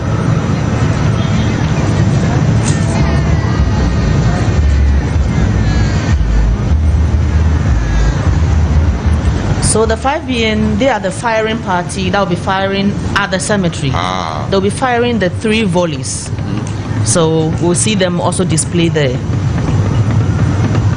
But we normally look at the color pink, a feminine color. We normally see the color pink as feminine color, and that is supposed to be love and kind. And then the 5BN that will be firing mortars at the cemetery are using pink. Yes. It has nothing to do with the color. But they will be at the cemetery to fire the 21-gun salute. No, they are firing the volleys. The 21-gun salute will be fired by the artillery. They use heavy weapons. What you normally call guns, we call them weapons. Those are the rifles. Those are yes. So the personnel from 5BN will be firing the small rifles, and that is the volley. And then we will have the artillery fire the 21-gun salute, which is a salute for only presidents. So that one is also different, but both will be happening at different times at the cemetery. Yes. For a long time, President Rawlings operated from the castle. So the procession is moving in the area of his former workplace. So this is quite symbolic. Exactly. Yeah.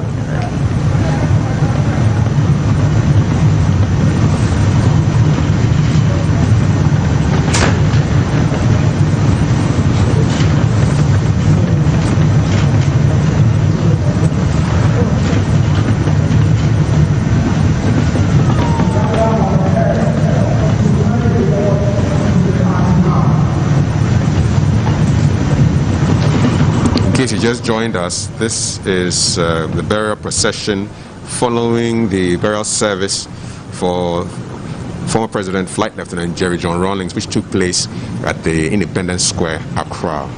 That has been done, and this is the journey that finally takes him to the military cemetery where his remains will be interred. And so the cortege is being taken through principal streets of Accra.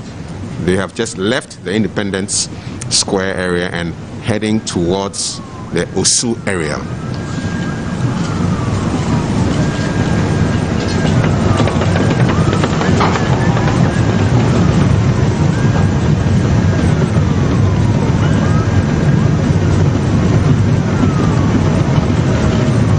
Can imagine those in story buildings coming out to take a look and wave and take pictures. Yes, and wave bye-bye to the president for the last time. And this is his daughter's constituency. That is the daughter's constituency? Yes, indeed. Yes, Dr. Zaneto Rawlings. Yes, yeah. Klote Kole constituency. So.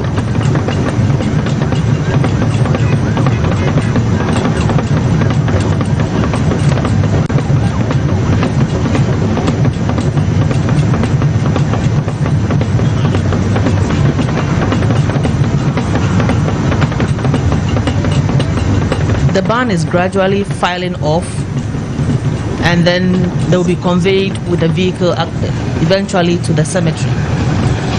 And the fire party is still in the procession.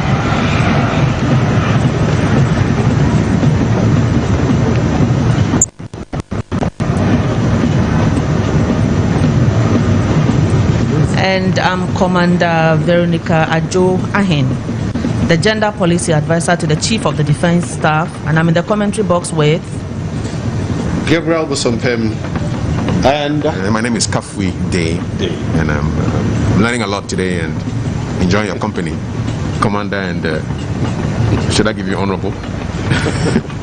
Gabriel Busompem. It's enough, eh? Yeah, that is enough. I believe our former president has left a number of legacies, but one that I would like to touch on is service to our nation and service to humanity. We are at a time where people are in a hurry to get rich overnight. They're not ready to sacrifice a little for the nation. If for nothing at all, let's all remember that Ghana is the only country we have, and we have to do everything possible to ensure that it develops. It creates an environment that we can all be proud about. So let's die a little for our nation. I'm urging the young one there, there's a need for us to serve rather than to wait to be served. And like the preacher said, he said, a son of man did not come to be served, but to serve. It's now up to you and me to make sure we give off our best to our motherland. It is extremely sometimes worrying to see any time at all you would want to get people involved to do even communal labor. The question is, how much are you giving me? How much am I taking? And so you even see that even in our community levels, communal labor is dead. Communal labor is dead, and there is nothing for free. And almost everyone is saying nothing for free. But you can also develop a country on the particular tracks. Look at the man we are going to put to rest in a few hours' time. Look at the service. When he was even head of state, he was seen carrying cocoa sacks. He was carrying cocoa. He was digging trenches. He was helping in building rail lines. And almost everything that he did, you can see him with his singlet, his military uniform, top removed, his boots, trousers, and singlet, sweating and doing the work. And sometimes you can even see people standing by and watching. I remember the last time that he went to Nima to clean, to help clean Nima. And whilst he was in the drains, dirtying his hands and cleaning. The people from Nima had come out and were standing there watching. And sometimes you look at this and say, what? I think he has left. Sometimes he became so human. Because this is a time that those standing watching, you bring articulator trucks, push all of them in, and take them to the field to go and work, to learn sense. You see. But he became so democratic because at the beginning we saw people being afraid, and so there was a calm down and now getting people to move. So the cavalry just paid compliments to the casket as it moved past them.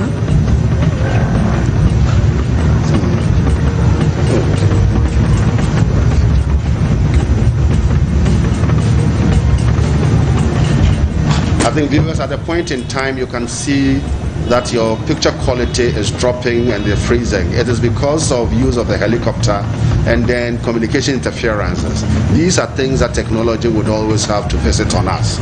But as they get to where the communication systems are stable, you get them.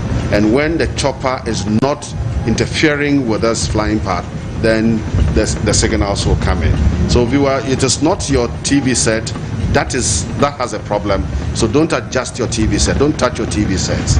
It is because of the helicopter, use of the helicopter and then communication interferences that is creating this. And the quack bites are in the shots again, and they are manned by personnel from 64 Infantry Regiment, one of the units created by our former president. And so they are all here to give their last support and respect. You know, I was pleasantly surprised to find out that the 64 actually stands for June 4th, right? Is that correct? 6th month, 4th day, 64. Yeah, so quite interesting. And one very prominent individual that you can always remember around June 4th was Colonel Gwevnolat.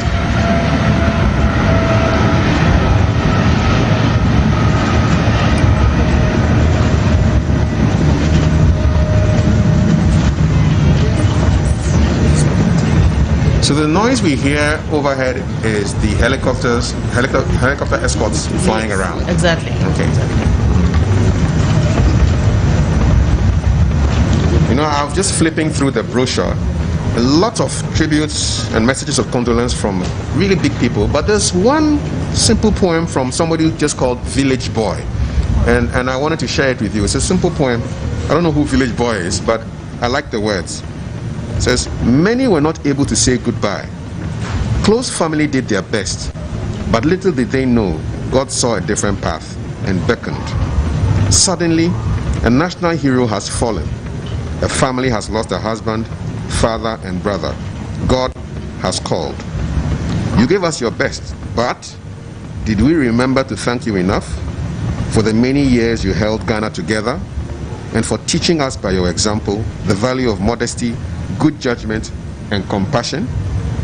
Some of us forgot to show enough gratitude. We do so now, hoping you would hear us, for your presence in our lives meant more than we ever knew. God now has you in his keeping. We have you in our heart.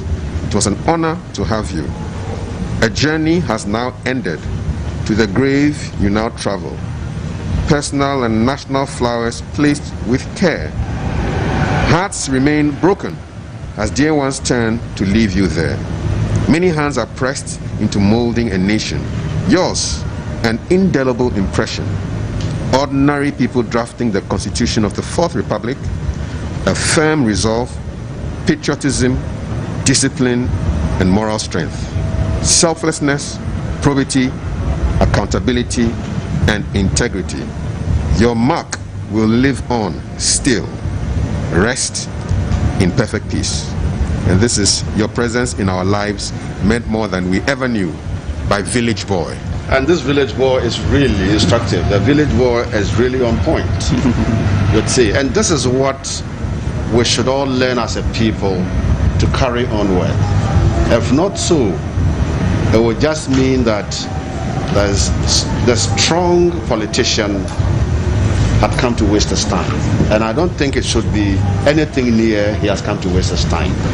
It's a track he laid, a track he followed, and he made sure that he got along with us. He didn't do it alone. He made sure that he did it with us. And if we believed in what he did with us, then it is time that we would shoot whatever we started with him.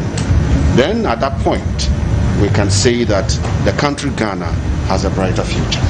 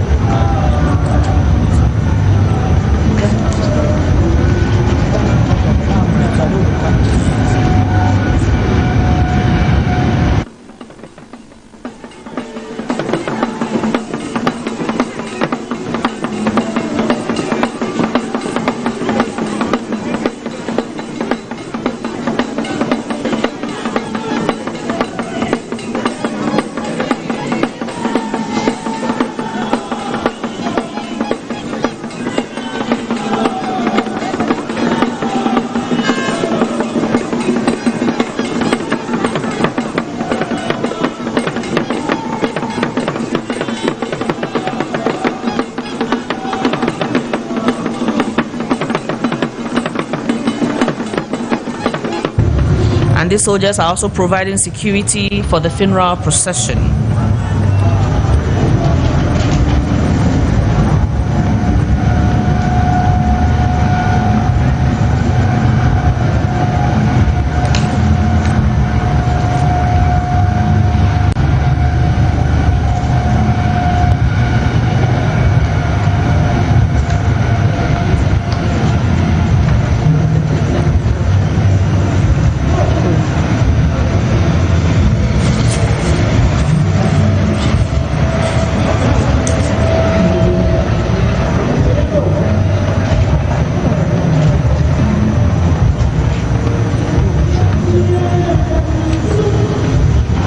Since 2015.